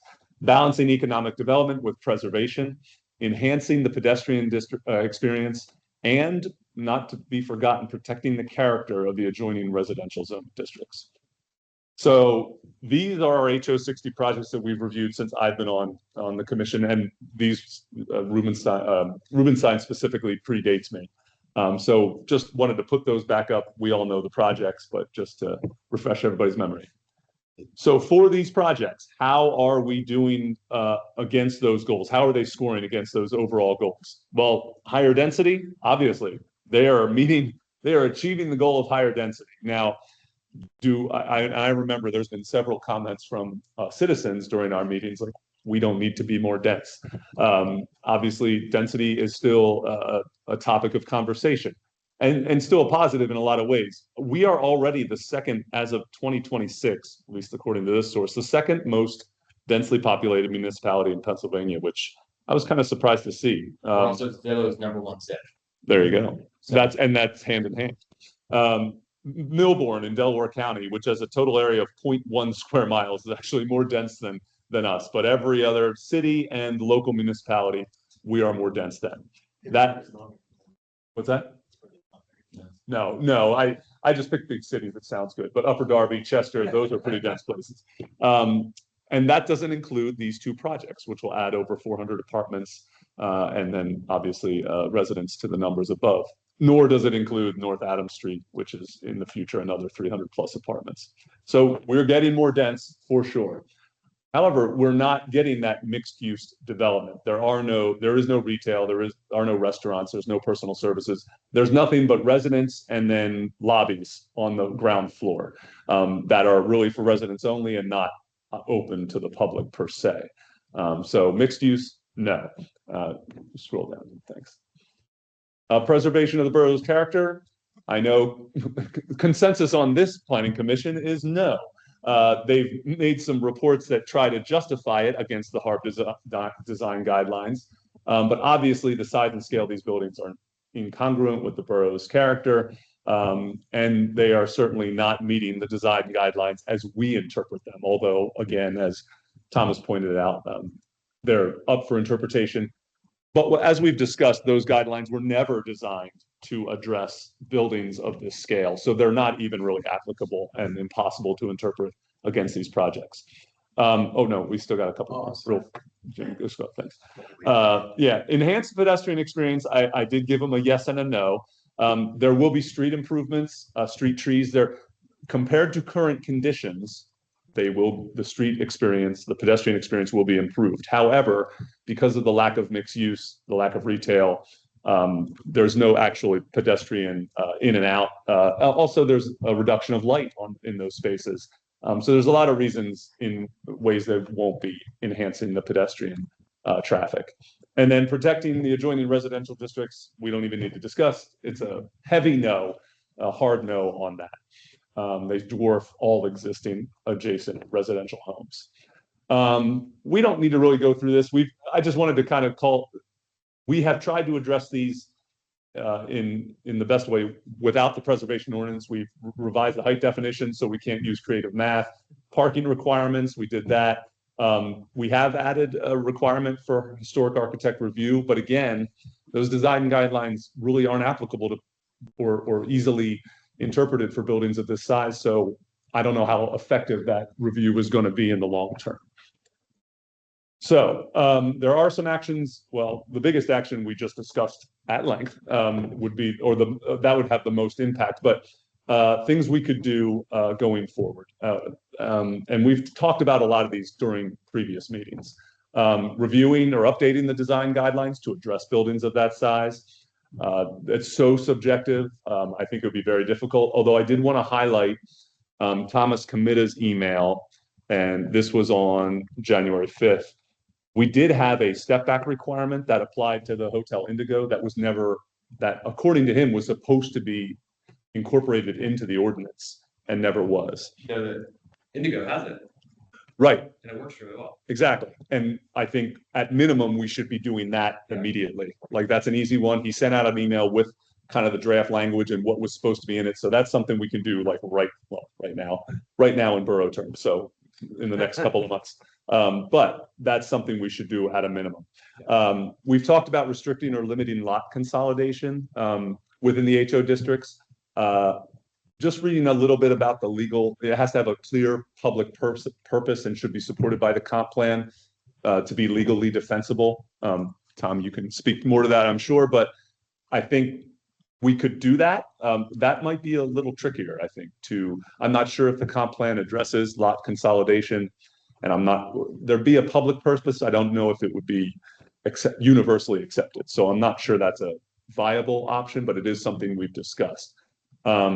Legalizing and incentivizing smaller scale, high density development, cottage courts. We've talked about that. We have the URD ordinance as we talked about. So that's something that's hopefully part of the preservation ordinance. We just discussed that. And maybe it's medium density. Maybe if Yeah. I would just say, I'm looking at the high, because I think like Burger King is a great example of 200 units, whatever it was on that. And then we saw the other small homes and it goes to 37. It really probably should be And so medium. like kind of a Medium, Yeah. right, I agree. And then I did want to bring this up because I know it was one of Sheila's topics in our big list, but Florida area ratio, this is something we haven't discussed yet, and I think Sheila wants to discuss it.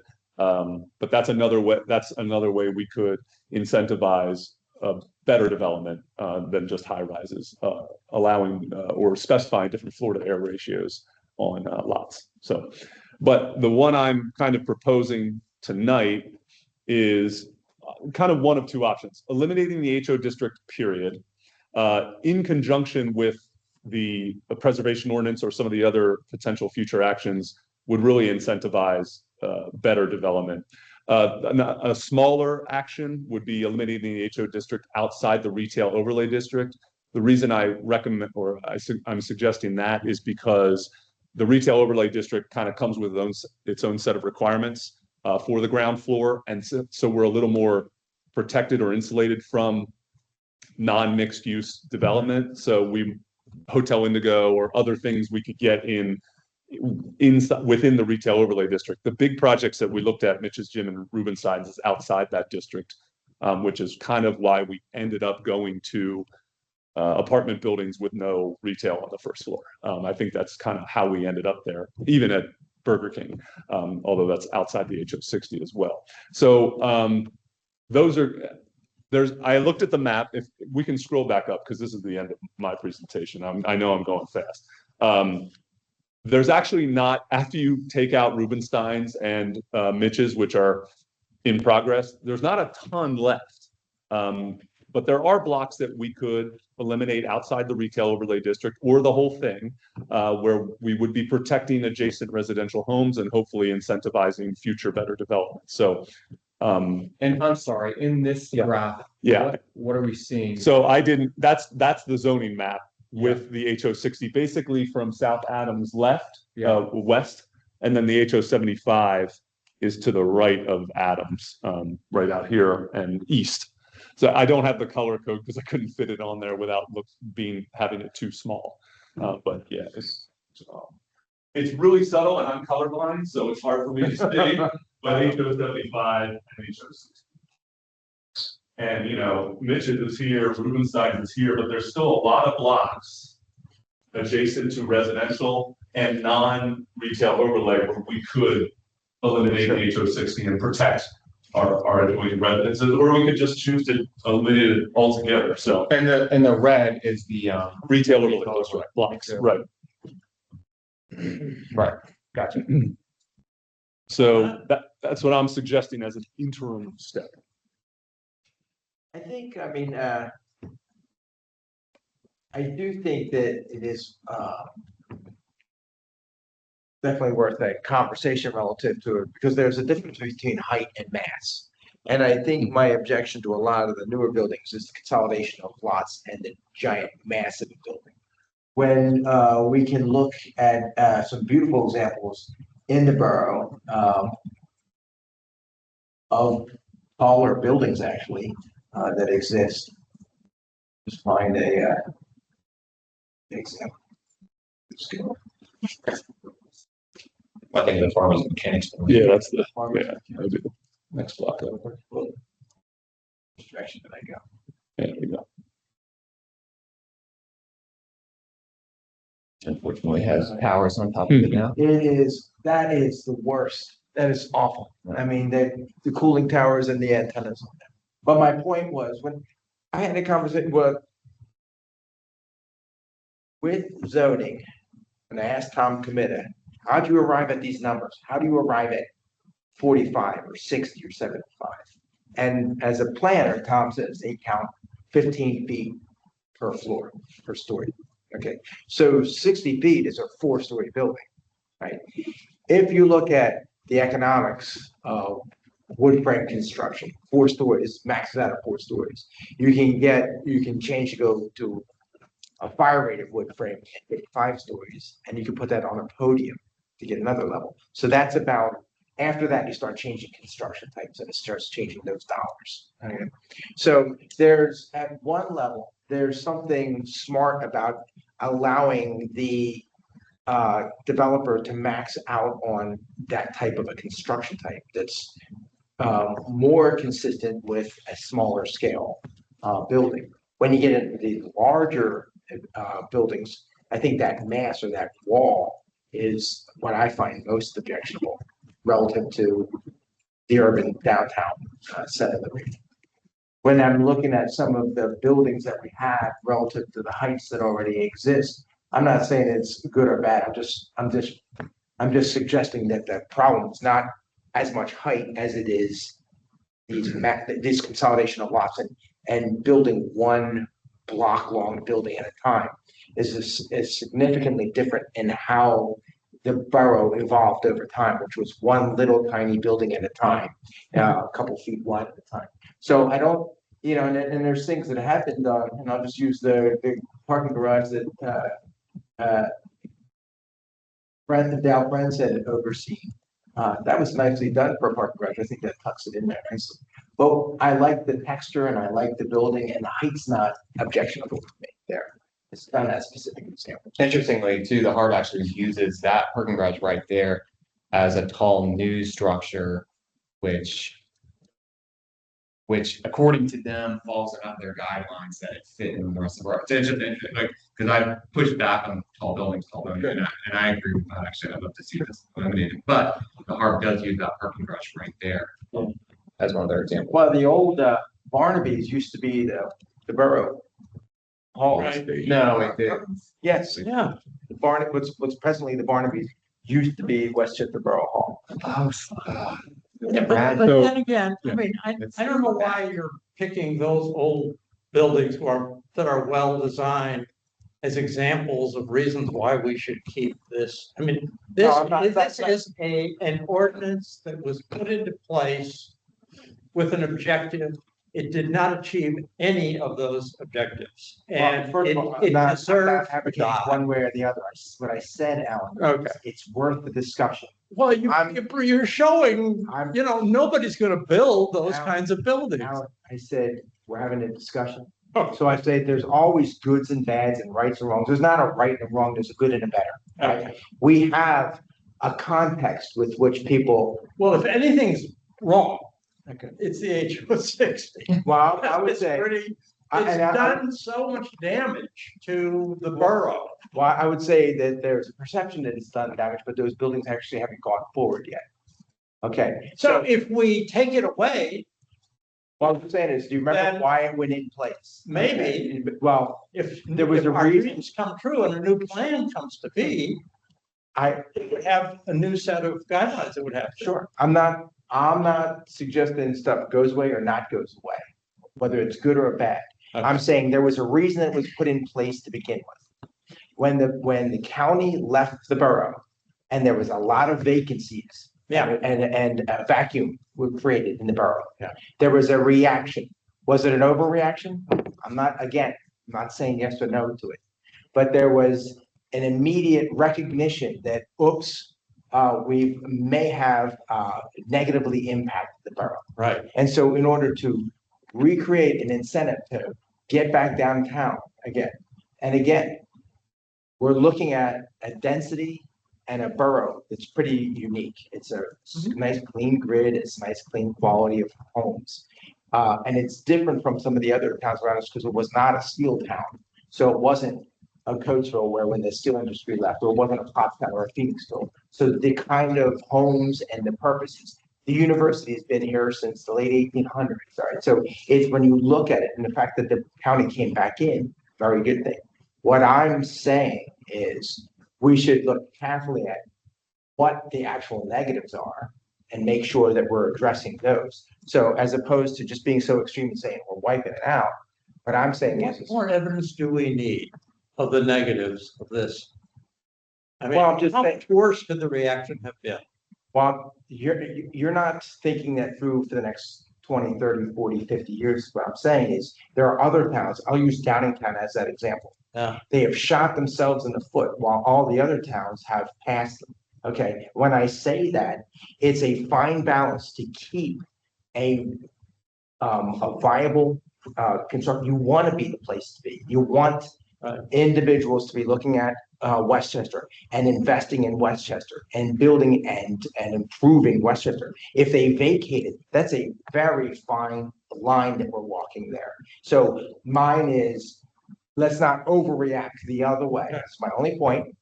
We want to keep the interest in the borough. We want to direct it I'll give you that, to quality and preservation. All right, so Yeah. that's my point. So I would argue, because your point about why the HO60 came into existence is a valid one. I would argue the context has completely changed. Sure. And that the concerns over the county leaving a void, obviously Westchester as #1 zip code in Pennsylvania, we are a place we want to be. Sure. The attraction of Westchester and to developers hasn't resulted in quality development necessarily in the HO60 projects that we've seen. Also, I still think that the good examples that you gave, I agree with, but I agree with Alan that those aren't the projects we're seeing, and I don't think developers are going to be required to meet those types of, or to build those types of buildings. We have no teeth. Or not. I think that's such an important point, because I think I think I agree, Jim, with you that there inherently we should not be at odds with tall buildings. Yeah. However, we don't have the infrastructure, the framework to responsibly oversee those coming into existence right now. And so I wonder if, like, moratorium until we have the right framework. I think of Palm. I have a friend who's, so many of these cities have like architectural review boards that have like huge amounts of control in, I think, a negative way. Like Palm Beach, for example, I have a friend who's heavy in there. Anything that's going forward, she has to be on board with it for this thing to go through. Sure. Charleston is like that. Sure. Like cities like that, you see beautiful tall buildings go up, but we don't have that right now. And so I wonder if there could be language where it's like, hey, really, we're seeing predictably, we can guess, like, let's put this on like whatever the betting thing is. There's a 90%, 85% odds that it's going to be ugly at the HO60. So until we have the framework, to push back on that, maybe not inherent, there's nothing inherently wrong with them. But until we have a better framework, we're going to continue to see ugly tall buildings for the bill. And to an example of bad, this is a bloated building. It's bloated, it's flat. Two-dimensional. It's two-dimensional, right? It doesn't contribute anything. So I'm not saying so my point is I don't have a problem with height. I have a problem with the quality, and I have a problem with proportionally what's going on. Totally agree with you. And we've basically seen the same architect and the same developer, Yeah. the bulk of the projects, right? We haven't seen a different range there. Yeah, it's all I'm remarkable suggesting- for being a high value zip. Right. I'm working on projects in other parts of the country where you would not expect to see good townhouse developments go up. Mhm. And then you see the kind of stuff that they're planning for, like hypothetical, you've seen what's been proposed around here as a townhouse development. The lack of creativity and the trust that if you build something beautiful, it's going to have a better return on the market. It's remarkable how kind of blah the things that are being proposed here are. I don't know how we push back on that. And I've tried to think through the unintended consequences, which is what you're concerned with, Jim. I get it. Hotel Indigo is a good example of good development. With the step back, that's why I threw that in there as a stopgap or interim measure, because I do think that really helps the street scape, and I think that's a great example. So I don't think it can't be done, but on a larger scale, it's not being done. So maybe that is implement the step back, ban or eliminate HO60 outside the retail overlay district, giving people still in the business retail district the opportunity to buy a lot and build, something with. Go ahead. No, I think there are interim steps that we could do to kind of test drive the idea without eliminating it blanketly if we're concerned about that. My question was going to build on your statement about Hotel Indigo being good design. Are there examples of good designs that you'd like to have in this type of a building? Can you look into seeing what specifically about them are good, but might still be negative? And then instead of eliminating everything, which might not be the best way forward, is to actually try to revamp it, add We build the teeth in some sense. like you were saying before, the whole part of zoning is you don't zone you don't want to be zoning to get rid of stuff. You want to be zoning to get what they want. It's a shift in paradigm. But we have zoning to get us what we want, and it gave us exactly the opposite. There's no kind of zoning that we get, and you know, following through. And I, A different thing, but if there's things we can do to this, I think, I don't say, you can do. There are, like you keep saying, hotel indigo, but a lot of things, great. Then you can take those things and change it from saying, hey, we don't want this, and that. Because when you start eliminating stuff you want, they're not gonna be building to what you want. They're just gonna say, okay, this is the minimum I can do, it's not this is what I'm gonna do. and that's why, to Thomas's point, that is, I can't tell how many times you've said it, is you get what you deserve for, right? And so the reality is, I think we can have an opportunity to shape it into what we're looking for, not just, and I just think I think it's smarter that you keep. All evidence to the contrary. Yeah, I'm sorry. no, go ahead. I mean, I hear what you, but it takes too long. What, In other words, it's easy to repeal the HO 60. Oh, We yeah. can do that in 60 days Mhm. or less, but to revamp and try to get that building, and some of that was because that owned property. Sure. It'll take too long. If you're concerned about what might come in. So if you repeal it and somebody, a developer comes in and wants to build then you can work with that developer and enact an ordinance, just like a unified development. Joanne, Let's, if you repeal, let's think, first of all, those of us who live here, do you want to come up to the mic, because we've got complaints that, if you could just take a seat. if, you know, those of us who lived through the height ordinance twice in this borough, it put this entire borough in turmoil. Sure. It was ugly. Neighbors were so upset. Mhm. This borough hall was swarmed with angry people. And the minute you take away or eliminate the height ordinance, you're going to have a land developer come in and put a skyrise. And you're not going to be able to do anything about it because you left yourself open. And that will happen because some of us in this borough remember when an ordinance was on the books 1 month, they took it off in X amount of days, whatever. They removed it off, they passed something and turned around and put it back on the next month. It was corruption, unbelievable. This borough went ballistic.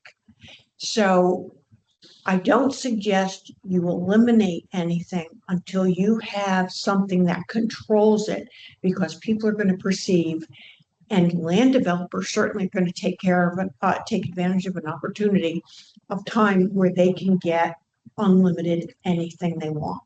This would be just going back, so this is an overlay, so it's an overlay on a base zoning.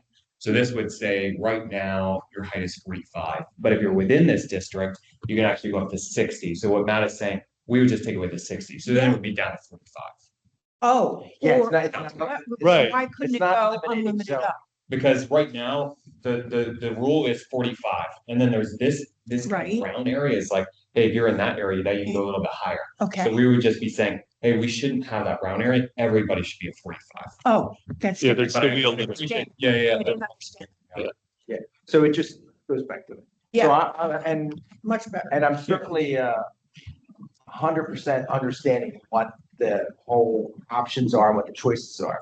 I'm just saying is, from why I'm just saying is to, not to just to pump the brakes, but in competing fashion, there are other pieces we're looking at. Attainable housing, how do you get attainable housing? How do you get something, increased density, improved density, right? And so how do you improve the qualities of it?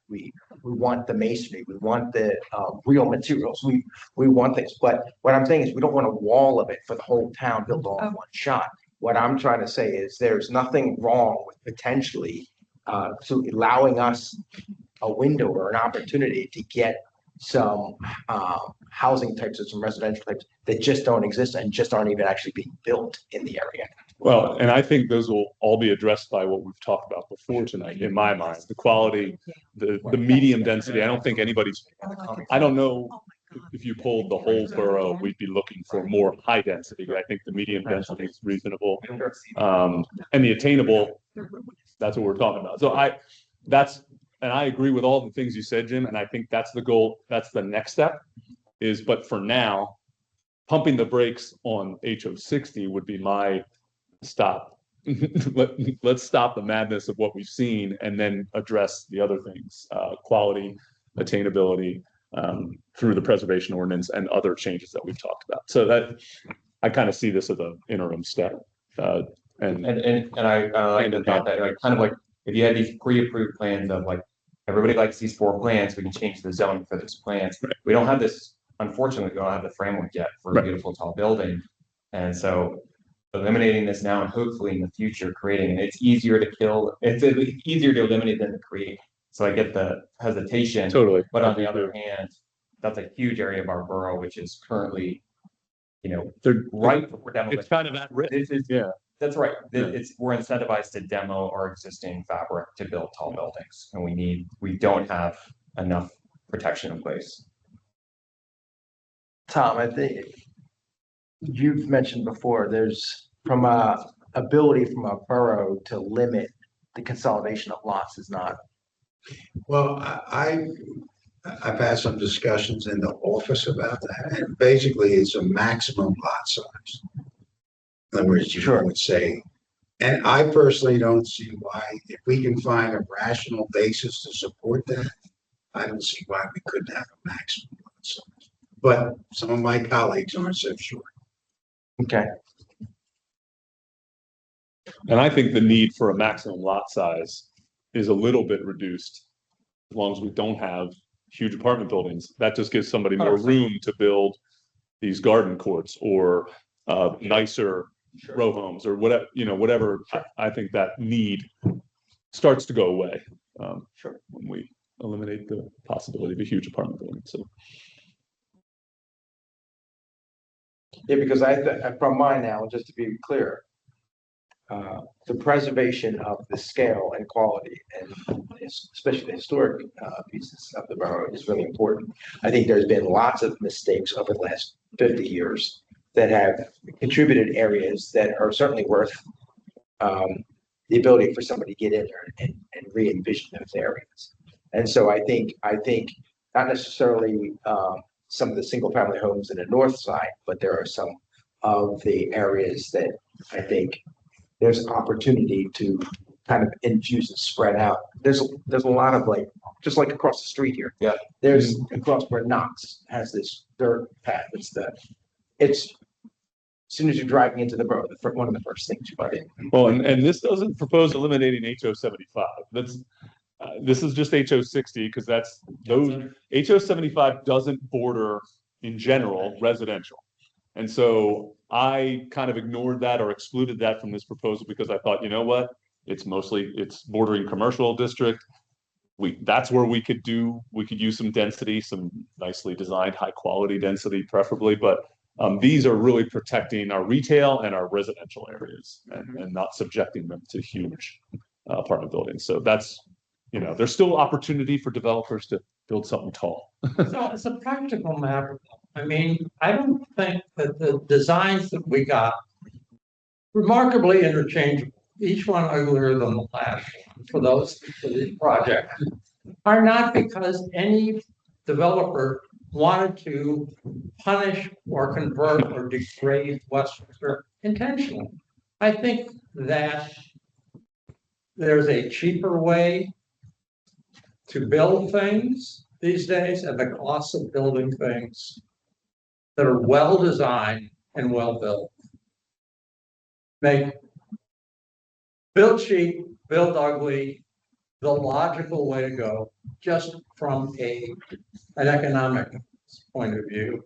And developers, who can blame them? They're business. But it's the only way to, that's the finance demands it. There's no That's other what they are here to do, and so this dream that suddenly IMPay is going to develop some magic building that he wants to build in Westchester, Pennsylvania. I don't see it.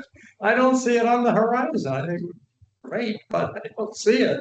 So I think we're just going to get more and more. The more we leave this open, the more we're going to get really awful. We're going to, I think, we have a duty here to not degrade Westchester. And I think by keeping this in place, we're shrugging our duty.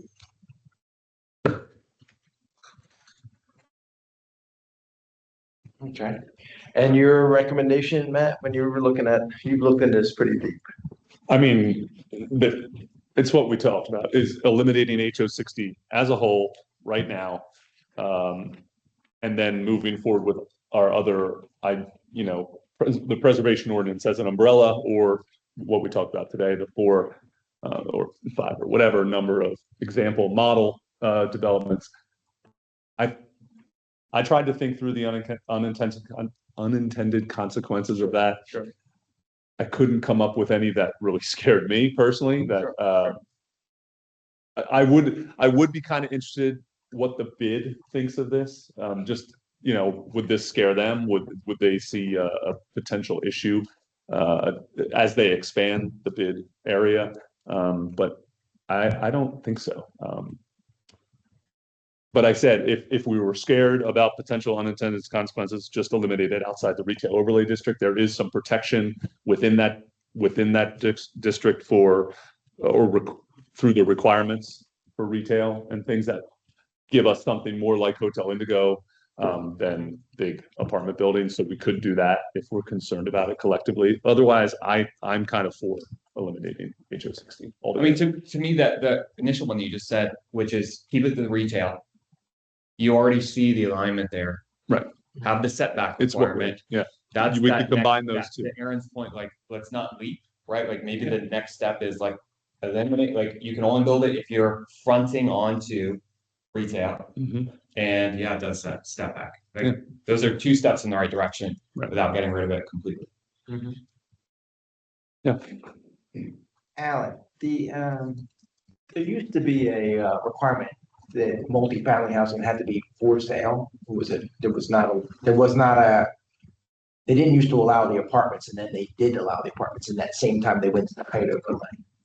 So, We can't regulate the form of ownership. yeah, but there used to be in the zoning, it was not zoned for apartments. They were zoned for sale, and they were zoned Like for, condominiums. yeah, right. Yeah, I remember that, but I don't know that we can do that. In other words, zoning. Well, can't I'll just regulate. use McCool's property or on 123 Market Street. When that was first proposed, it was for sale condos, and then it switched over and then went to apartments, and it flattened and then blew up and maxed out apartments. So I'm just saying is at some point before that, that was not those big buildings weren't there. It came with that same overlay. Okay. Because I think that's when things went south fast, relative to the big bloated buildings. I'm sorry, what? That's when I think that's when things went south, when they got the big, 100%. buildings. Yeah, right. Yeah. So. I'm not, You don't remember, you don't recall. I'm not following your thought process here. Okay. So and then the other part I thought was fair was the, what's contributing at street level? What would we count as a contribution to street level? Because retail, brick and mortar retail out in the rest of the world is struggling.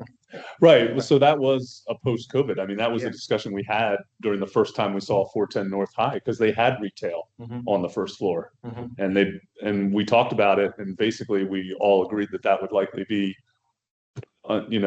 empty space. And so we kind of said, yeah, you should design it all residential. And we kind of allowed that through that discussion. Sure. But in reality, that's not contributing at street level for anything other than the residents. So that just is a fact, I think, of life right now.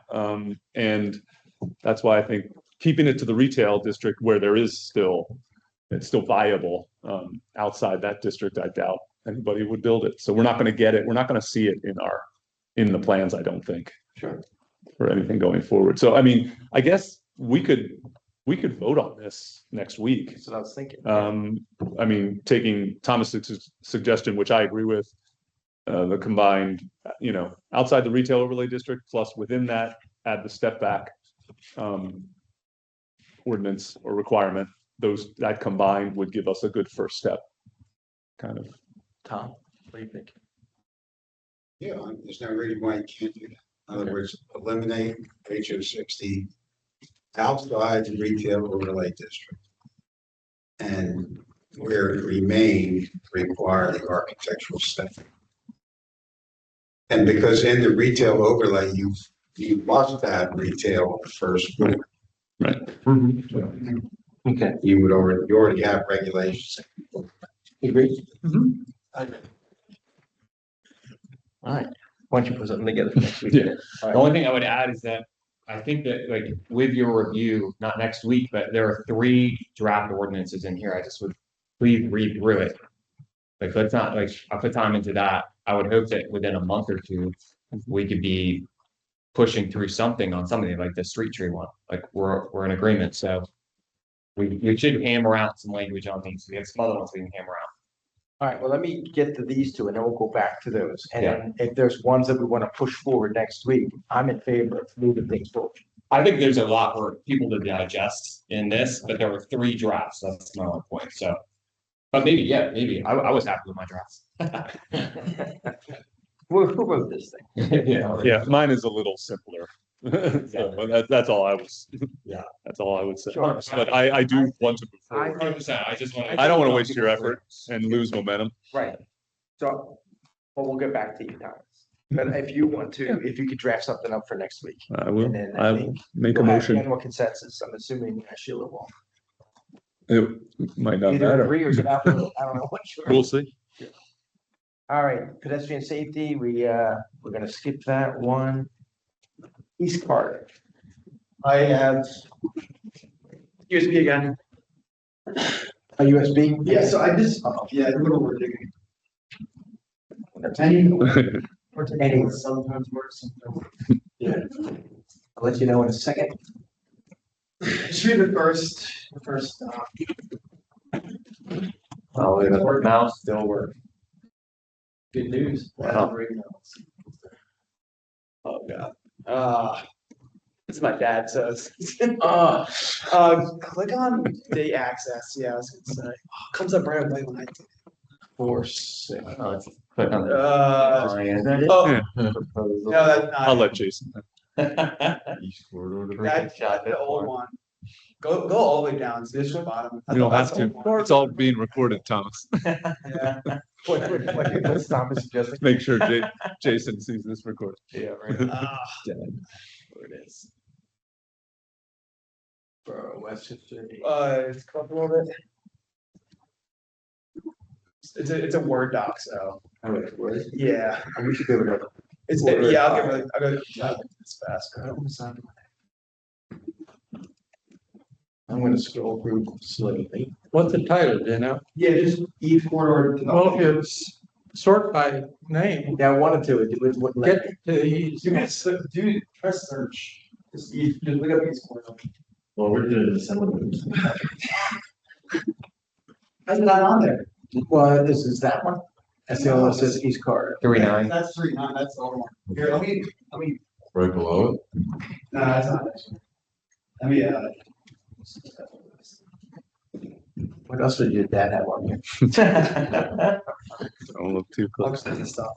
Do you want me to go?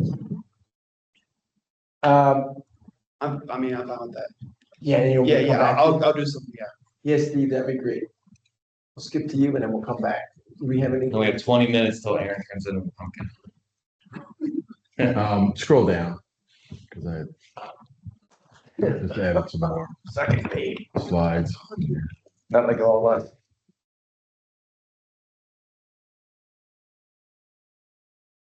Part 2? Yeah. All right.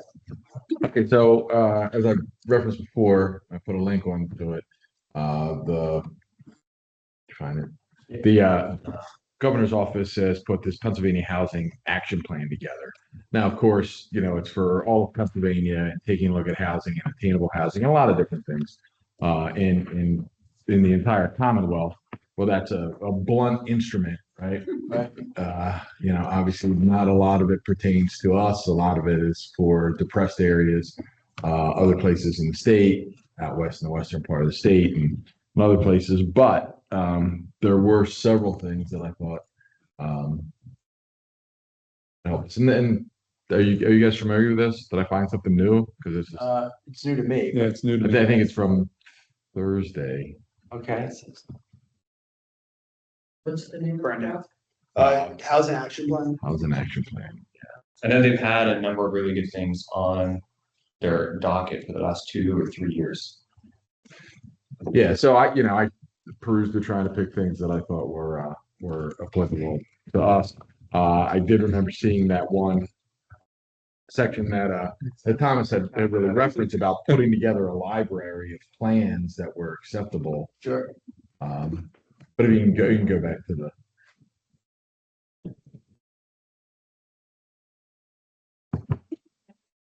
slides.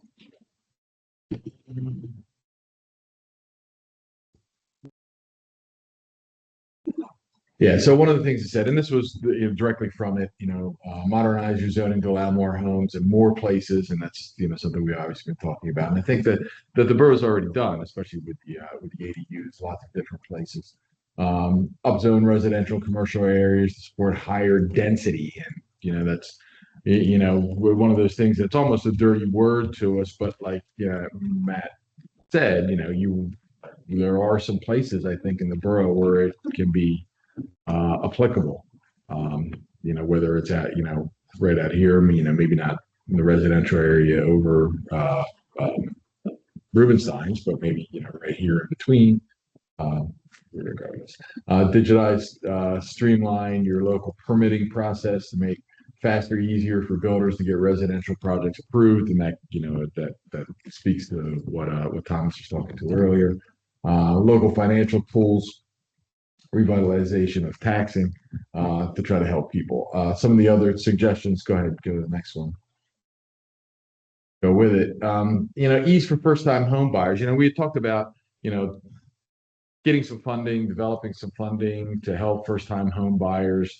And that's a long process, right? That's a long process to try to find that funding for first-time home buyers to try to help them out. But here, if you can ease first-time home buyers for the local property transfer tax, that's 1%, is a 1% or 2% generally. But that is one of the things for a first-time home buyer needs, like $50,000 to get in at the lowest, 70, 80, whatever, $1,000 to get in at the lowest level. Every little bit helps with that. So I think that would be one thing that wouldn't require a big lead up to try to fundraise to get the ability to do that. Some of the other borough initiatives, things that we had talked about before, where you start to require some of these things, and they could be perhaps put in some of those, shovel ready or library of projects where, we want to have for a 10-year, 15-year period, some attainable housing and, at 85%, then work on what the numbers are of who you want to be eligible for that. And there's a lot of people who there's a lot of things in here in this document from the governor's office where they talk about, helping older citizens. I was about to say, if I were to add one thing to this list, it would be elderly. Yeah. Not enough people are working on that, and that's a ticking time bomb. Exactly. And I think that's what a lot of what Pinckney Hill was about. Yeah. What Lisa Dorsey did with Pinckney Hill. That was about the residents over there on the east side who were elderly residents. But yeah, and very much like you said with your Netherlands model, that's something that certainly can help as well. The one thing that I thought about it, and I know we have ordinance that refers to that, is that we don't want to make more places available to be used for like the Airbnb and the VRBO, the short-term Or absentee, maybe. or absent. Because let's say like a homeowner could do Airbnb. Yeah. If you're there if it's your primary residence. And then it like incentivizes homeowners, but nobody else can do it, right? Like some areas are pushing for that model. I guess I would just say like what's in line with the document, everything you've said so far is basically empowering the homeowner Yeah, and putting like the homeowners the one that's falling behind financially and everything else. If you give that ability, who's going to be the best person to manage that? Who's going to be coming home to it after the weekend or whatever? yeah, There's a trade there. Like right now, the Airbnb thing we passed downtown said you can't claim it as your primary residence and Airbnb it. And that's actually the inverse of what would make sense. Yeah. From the point of view of the Shapiro's office. yes. Okay, that's certainly another perspective on it, and that's valuable as The well. other thing that's missing there is actually midterm rentals. What is that? Midterm rentals are basically where I'm living right now. It's a furnished apartment. It's a house that was turned into 2 apartments. And I've been there for 6 months, 7 months, probably there for another year, so 3 months, 6 months. Terms. And that's it. Until I can find a, better place where I want to be and so forth. Figure out where I want to lie around the town. Because living in the borough is not easy for me, because of what I do. But where I want to be, so there's midterms with, to give an example, okay, from where I'm at right now, they have requirements on that. You only have one oven in it, but they can put up like a hot plate, stuff like that. Turn these into where they're just there for a week. They're actually, they have to be there from 3 months to 6 months. And what it does is allows people that don't have jobs, teachers that have a specific amount of time, or someone like me who's moving to a completely new community where I have no clues what, and I've never spent any time in southeastern Pennsylvania. It was on southwestern. Where do I want to live? How do I figure this out? So it's going to be in this school. There's also 2 other people up the street that have the same thing, tools, who are being able to figure out everything in the 6-month term. And they just renew it. That's another type of. Which we don't even have a definition for. No, we don't. I remember trying to get that like talked about in the planning commission about 5 or 6 years ago when I first got on, because I know we have our nine, right? That's where we start, 9 to 12, 9 and up, right? 9 months and up in Westchester. I believe that. I think it's 9 months and up, and then we have short term. And obviously with the short term, we have a definition. But I was bringing that up too, like, well, we don't have anything below 9. And talk about traveling nurses, and like so much of our industry right now is a less than 9-month time period. But there's no category for them. And you go straight to hotel, that designation. Yeah. Totally. Or Airbnb. And that's what Airbnb I think it's used for. Yeah. You know, we in grad school we lived in Rome for 6 months, and it wasn't an area, it was just a place where we found it via Airbnb. Yeah, well, there, a lot of people are switching. The big one there is Furnished Finder. Is the website you used to find it, and they're called midterm, which is that in between short term and long term. Which the last thing we want is outside people buying up housing stock and turning it into that. But if Yeah. a homeowner, like I have a friend who's a firefighter here at the fire, right, we're seeing, I guess, it's the football field. Mhm. Yeah. He lives down the street. His house is actually 15 feet wide. I thought it was like 16, 14. It's 15, right? His townhouse is. Okay. And it's just really hard to get anything. He bought it 12 years ago, there's no reason he can own it. But if he could rent out, maybe it's the medium term, whatever it is, an upstairs room, that would drastically help. You know, but you can't, to my point in here with like renting out a room, all of a sudden there's a whole lot of headache that goes with that. Yeah. When I think, I was thinking between the guest room thing and the elderly thing, because I think there's a lot of people that are still occupying larger properties here that would like to stay in the borough. Mhm. And if they want to downsize, which would be a great option for them, especially if there was an HOA or somebody else took care of all the snow and trash, all that kind of stuff. But getting in there and incentivizing that, maybe there's a tax abatement or something that the borough can actually contribute, which is just a relief on some taxes, but that would at least free up some housing as well. So I think when I was looking at what you were saying, the duplexes, the triplexes, and those quads, and adding those in. But I don't know how you this is kind of at odds with renting out a room. If you could just have somebody else rent it, if you should stay and live there and you have a guest rental agreement. And Right, that's what I talk about in here, and it's kind of like that midterm rental. Yeah. It's a gray zone right now, and so I kind of highlight the, 5 or 6 different areas that I'm thinking of where that becomes tricky. Yeah. Now are you a rooming house? Now where's the inspection? Right. Okay, all these old homes, some of them have battery smokes. So now you're coming back and you're trying to wire, because everything has to be hardwired now. Get the annual inspection, you got different things, parking. So it just becomes very difficult to do that. To your point, the mayor said that, and she brought it up, and I didn't say anything, but what she was saying is, why can't we even find a room, for this, man who wants to come into town? Well, actually, that's made me think of that movie, right? When watching that movie, legally, they can't let the guy stay there because it's not like zoned for that, You're stuck in some sort of rental agreement and a rental license. Huh? You would need a rental license and a rental agreement. It would still own their rental license. That's still not difficult to do. The short term rentals have a license agreement too that we have to put in special. So because you're letting out someone else, you have to make sure that. So yeah, it's still need to be done without no.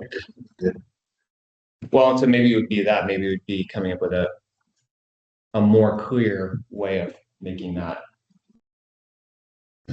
Making sure that it's clear that what that path is, helping people down that path. Maybe that is the right answer.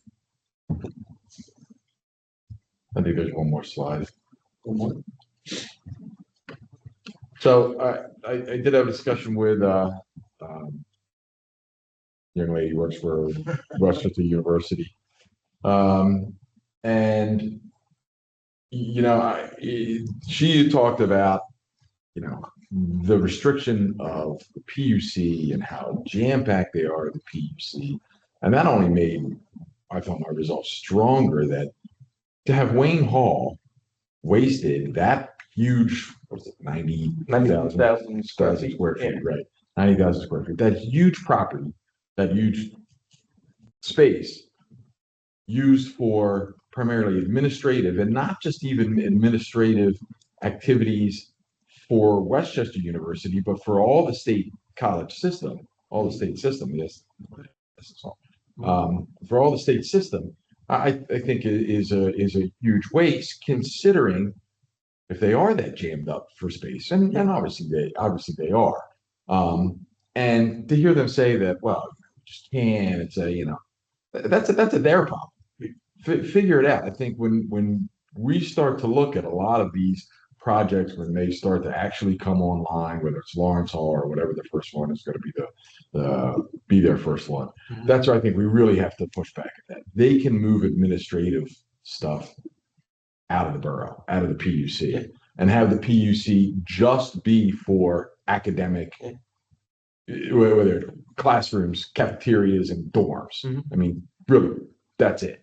That's what the. Yeah, I don't know what it used to house, but it looks like it's about a 400 person capacity.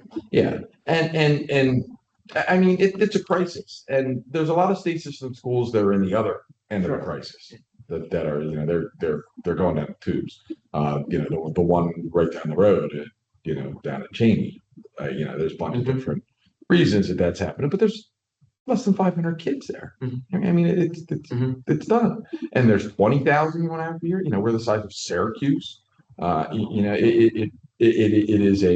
It is a big problem, and the day that I had that meeting, I walked down to her office and I walked down High Street, and it was it was the beach, and it was playing whatever, drinking games, whatever it is. But that nothing inside the PUC should be, maintenance or human resources or administration. It should Well, they identified that whole area as their residential zone, and then they put that in. And we put that in. And, I mean, I already get it. You have the services with the gym up in whatever place, Ramsey or whatever one was up there. up there on the corner of Sharp Street.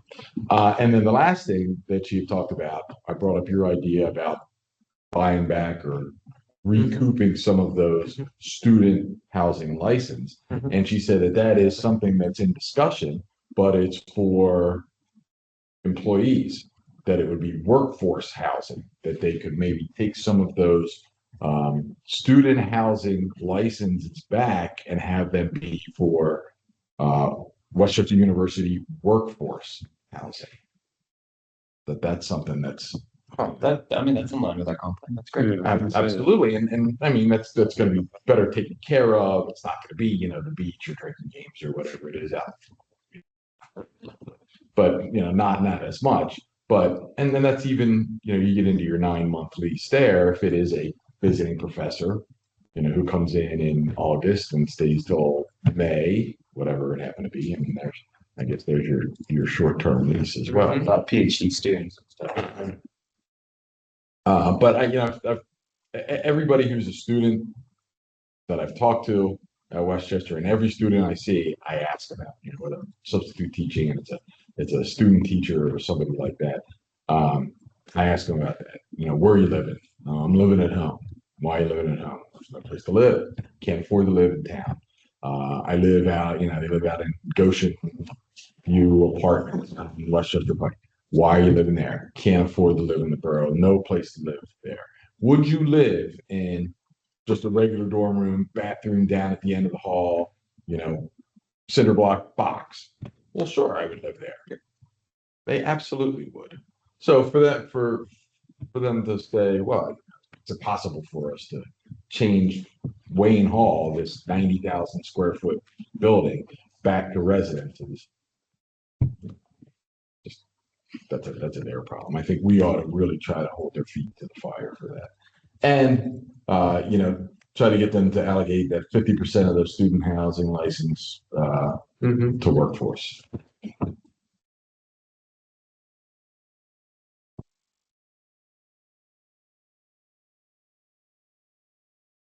And when you're saying outside of the PUC, are you still talking about in the borough or maybe pushing them over to West Goshen or? They have other, whether it's the South Campus properties Sure. that they have down there, huh? Yeah, graduate center. They have the graduate center out there. They have the foundation down on Matlack Street. There's the other, parking lots and how many parking lots. Sure. They have parking lots for parking. Okay.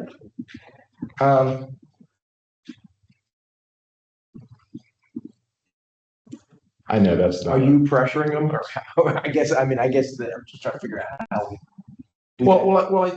I agree. I mean, when we have that hearing, I think that's a good opportunity to bring that up again. It was brought up before. Yeah, but that we, exert whatever pressure we have, when they come and say, okay, we want to redo Lawrence Center. And you say, okay, well, if we redo Lawrence Center, but we want you to take a look at greater things. I mean, there are some people, the guy who's the, what do we call him, chairman of the board of trustees, is a guy that I've known 45 years. I don't know. He's been receptive to other political things. We talk about education stuff all the time, and he is a very pro, Westchester guy, and wants to do what's best for students or for their students. This isn't serving their students. For them to be living in some place that's roach infested and garbage infested, Or they have to drive back into the borough. or they have to drive back into the borough and then find a place to park and everything that goes along with it. The students are not served by that. Your absentee landlords are served by that. Okay. But like I said, that isn't, we can't really put that into an ordinance. Maybe some of the other stuff. This stuff. Yeah, I think some of that, the previous page blended in. And one of the responses from the university is going to be the College Arms property. Sure. Yep. Well, that's not within the PUC. It is not, but you want us to address the housing crisis. Then you gotta. We can put 90 units on the College Arms property. or whatever the number is. I don't know. That is Count on that. a different matter, right? Because it's not within their PUC. It's not, you're absolutely right. And they try to do that and they made their proposal and it didn't go their way. I don't think they've given up. Yeah. We'll be seeing that. They don't give up, period, ever. They're using our tax dollars to fight us. Did you find your, That was dark. I see it on here, you see it on there? but it was on here before, but It's on your. it's been on this, it's been on this drive. Well, why don't we try it again? Aaron's gonna turn into a pumpkin soon. We might- So you're reading it off of there. I mean, Yeah, well, why don't you put it back? Let's try looking for it. It's gotta be on. I think they're on you, yeah, my dad, George. That That could deleted have them. been, that could have been replaced. Yeah, I didn't get my own. I never used that. You sure it's not that? Try going down here. Down here, and then go down to USP, Syracuse and stuff, Oh, gosh. Oh, I see Nagel on there. Yeah. Short by. There it is. Oh, we got it. Well done. Is it Brian? Brian something. Yeah, so I did a little more digging, and I kind of came up with three, I mean, we have more options, but I came up with three options. And conversely to Matt, it was a creation of a new overlay, which would be some sort of mixed use East Corridor overlay to incentivize mixed use, building and, like retail above or retail below, residential above. And I think the other options we have are just simple rezoning, which obviously isn't simple, or like the expansion of the mixed use district or PC districts, but I think that would collide with all the non-conforming uses and CS district that's currently there. And I guess the other option would be amending the zoning to amending the CS district, which I don't think that'd be a good idea.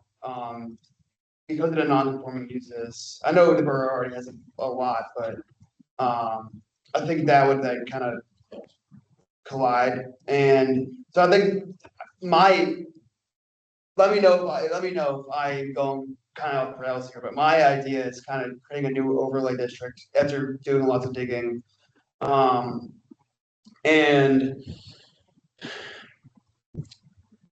this would pretty much, as it says, it will allow by right residential over commercial development along the East Corridor. And it would, I don't have much, I'm not really familiar with setback lines, so I think requiring a setback line, I think it's currently, the CS district, I think the CS district is like 20, some. These corridors are mostly CS district. Yes, yeah. It's 10 right now. So I think we're giving some more flexibility and giving 0 to 5/10 would allow developers to build on this W2 line instead of having front parking lots or what's there right now. And this would provide flexibility to achieve that.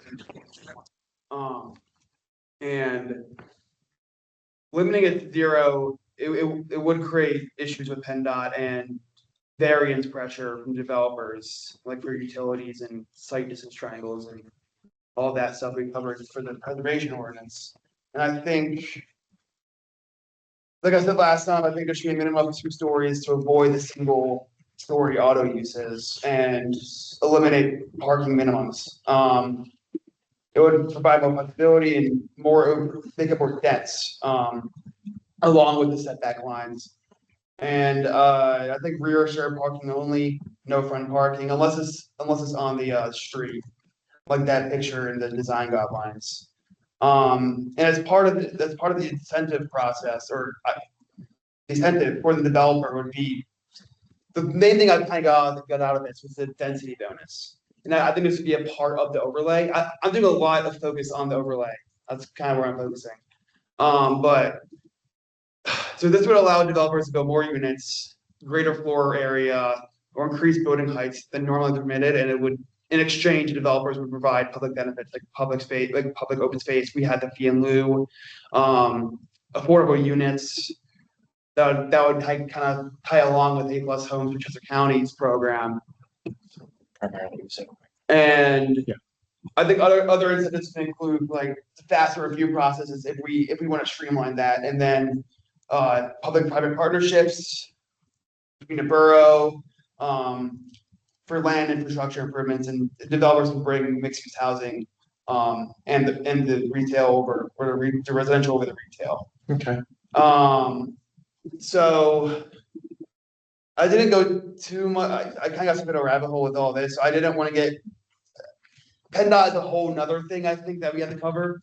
So I'll do that. I'll do a lot more digging for that next time. But I think PennDOT's kind of the biggest obstacle we're facing with that, with Market Street being fully PennDOT. And CS, though, I'm just like looking right now. So CS right now, you can do multifamily, and it's also in the HO 70. So that's like our one part of our borough where you could do big multifamily. I don't- already can do multifamily. I was looking at the zoning. I think multifamily didn't cover. that multifamily. No, multifamily in the CS. Oh, it is. Yeah.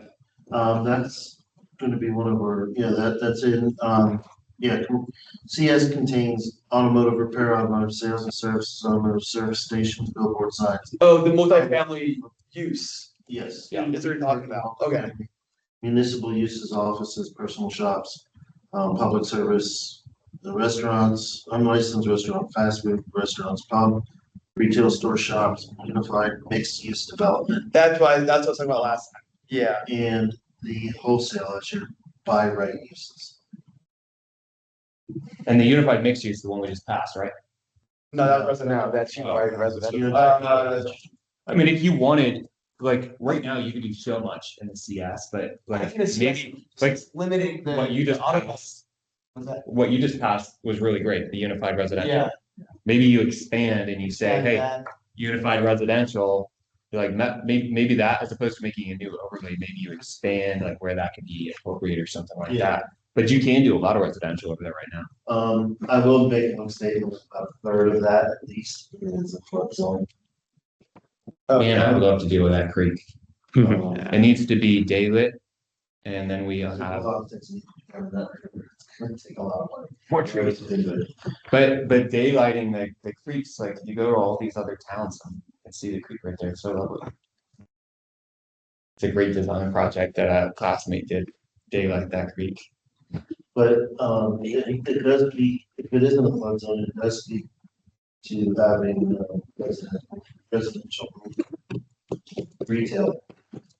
Is the ASCM 2214 requires all residential, for residential development in the flood zone.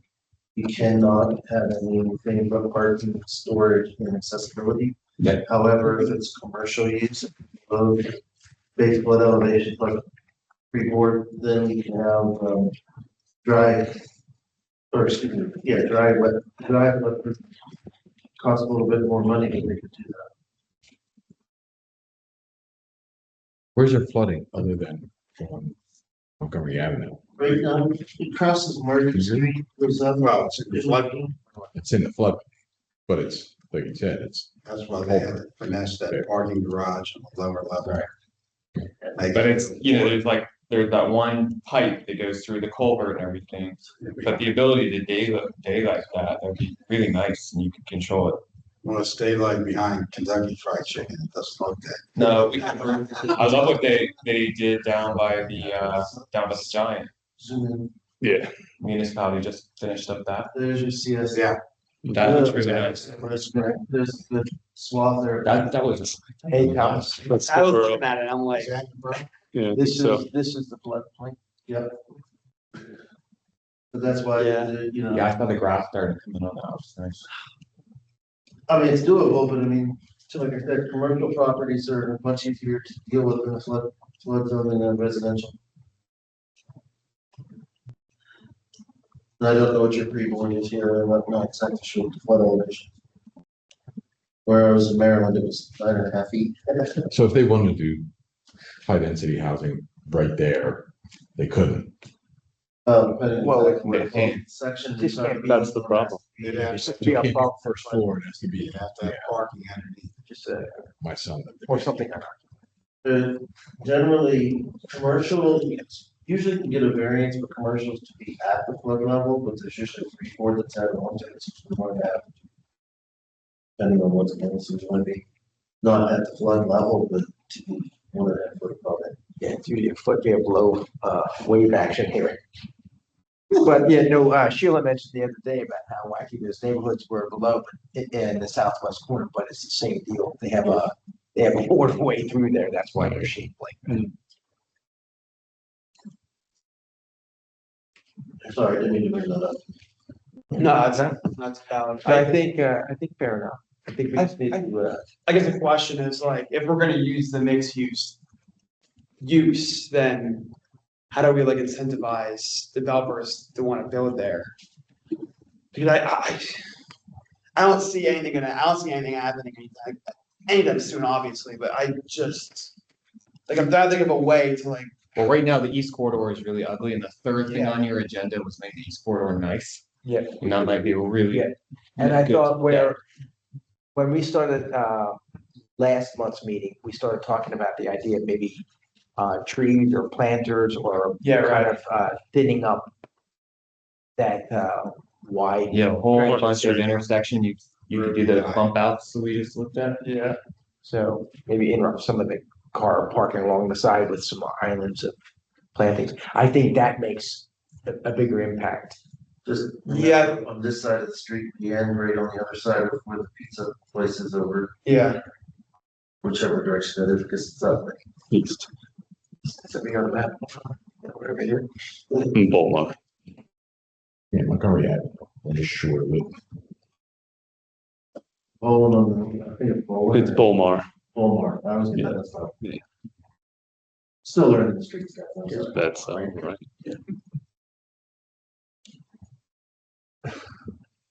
Get a pass. I'm getting But I think that street improvements there is worth following up with that. Okay. Just PennDOT, so. Well, that's fair enough. That's fair enough. Yeah. I think, High Street has a lot of good things and, how does that conversation start? Again, like I'm working on a project and there are a lot of young people now and a lot of these civil engineering firms that are working for, so ODOT, like they're like, no, you can't ever work with ODOT. And then there's a state senator that says, hey, I want to help you any way I can to work with ODOT on the street. And it's like, oh, so a few phone calls later, we're now in a conversation. We've got some state senators right here. And I wonder what's knocking on doors would start to achieve when thinking about how do we just start taking action? Especially when one's married to. I was gonna say, asking Tom Comita. Yeah. I know, so is Gay Street. So Gay Street, that's not anymore, it's Chestnut, right? Keep in mind though that the borough does in 95, section That's until you. 95, 24, Well, I think just one does section. not allow the sidewalks to use anything other than sidewalks unless they got. Well, we were actually talking about moving into the shoulder way. Where the parking is. Yeah, where the. So Which thing? Any planners, like Pizza 316. Countries over here, they had to move their basil garden and seating space. Because it was in the park, it was in the right way. And it's on a borough sidewalk and they didn't have a permit for it. Let's change that. That's something that we're looking into, but I'll go into that. by the way, they're doing free slices tomorrow, so. Next week, I'm bringing, that's really a rule that you can't do anything else on the sidewalk? I said Without a free permit? Slices tomorrow. I- Pizza 316. Without permission from the borough, there is no permit for it. You have to go to the borough and request permission. That's why all these cafe seating people have to come here. I love planters. I mean, I have neighbors that have planters out. Did you just type that in? Don't tell Aaron. He's gonna need names. My in-laws have planters. Oh, Well, no, technically, we're not enforcing the planner right now. My goodness. That are there currently, but we are dealing with ones that are in the line of sight. Is this in zoning sidewalk? This is in 95, I think it's 9524, or is it Is 24? that our purview? It actually says sidewalk. it could be. Son of a, okay, It's in the ordinance. okay. I'll look. We are trying to come up with an ordinance that would allow for permitting. We want things to absorb rainwater, I know, as long as you have 4 feet of clearance. Let's say you have 5 feet of clearance. So many of these sidewalks are like 10 feet wide. there are other concerns that go with it, somewhat, not uniformity, but within design for the design parameter, and also where you don't have them in varying different areas, so people have creative course. Seriously. Through. I'll say it. So the idea was to actually to create something that would allow, probably $10 fee for it, if anything at all, that they have to submit a permit, so that the borough sets up the parameters for which they would allow it. So it doesn't have to go to every department session. It would just be a department would determine whether they meet the permit criteria. Issue partners. Probably would be minor. That's what the city's usually going to live. But, that is one of the things that's a big deal if you start looking at planners and stuff like that. I just think like so much creativity gets lost there. If you have to go through the process of going to the borough to get the permit, you just killed 95% of people planning plans of it. But that's another day. I know it's already late, but I'm definitely gonna. We'll come back to that. Got this and come back to this. Yeah.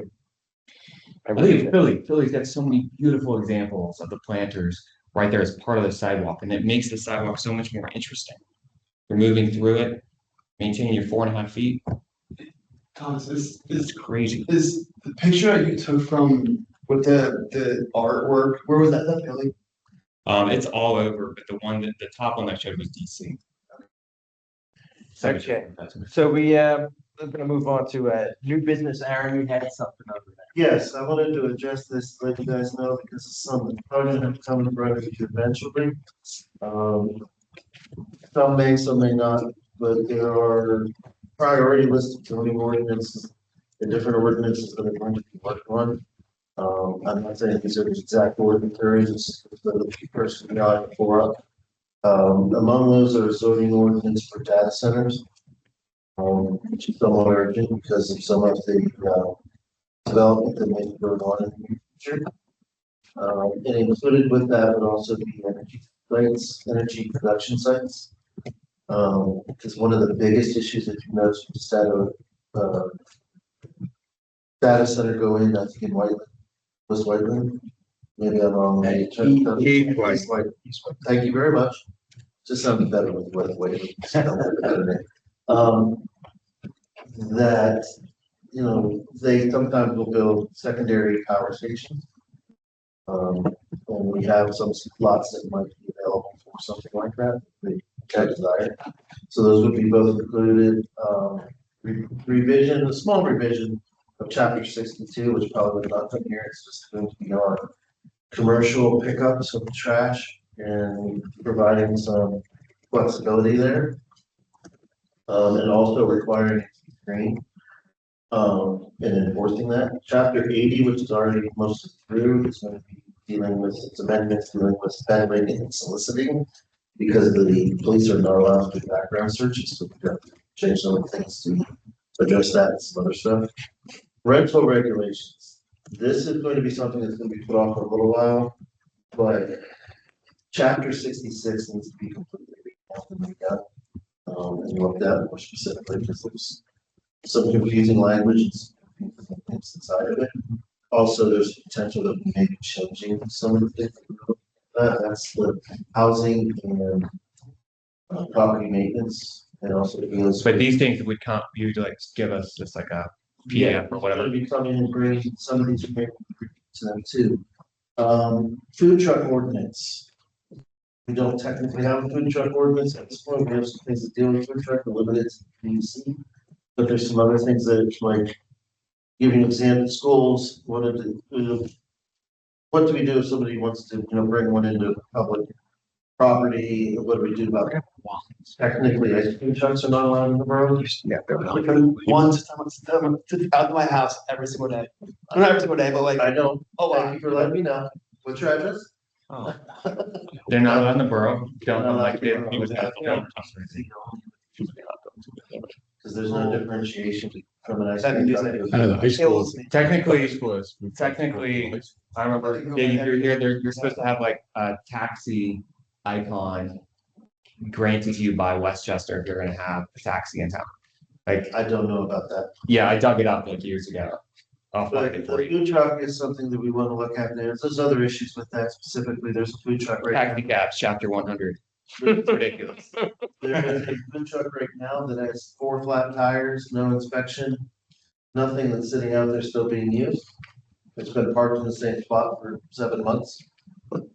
So there's certain things in there that need to be addressed and dealt with. Sure. And the last one would be on vape shops. I'm not sure if that one's gonna actually be done or not, because right now the police are determining whether or not there is a causation between having smoke shops and additional issues. One of the things that Kristen was talking to us, you can't just say we don't want this or that, make an ordinance for this or that. There has to, and I think Tom would agree with this, you have to have a reasonable. I know not to disagree with Chris. I agree. You gotta have a good base. I don't disagree with her either. Generally, you can't catch up with her. Disagree with her anyhow. Lovely, like, absolutely lovely. Well, maybe distance from schools or distance from. Well, but you have to show a reason for implementing it. And why is it? Rational basis. Yeah, rational basis. Without it. Gotcha. So those are the ones that are on the board for right now. That also comes into why we're not looking at some of the other ordinances that have been desired, because these have been more needed originally. There's another ordinance that we're looking for, that's not even on the books, but I'm starting, so it's the end of the year. And that's going to be life safety inspections for the properties. We have not actually even gone forward at this point. It's once figured out before we consider kind of getting a backlog. And while I love Tom and I love Kristen, I think they need a break every once in a while. Okay, No, that was really good. No, I'm really not. all right, any other comments? We're good. We're adjourning this meeting.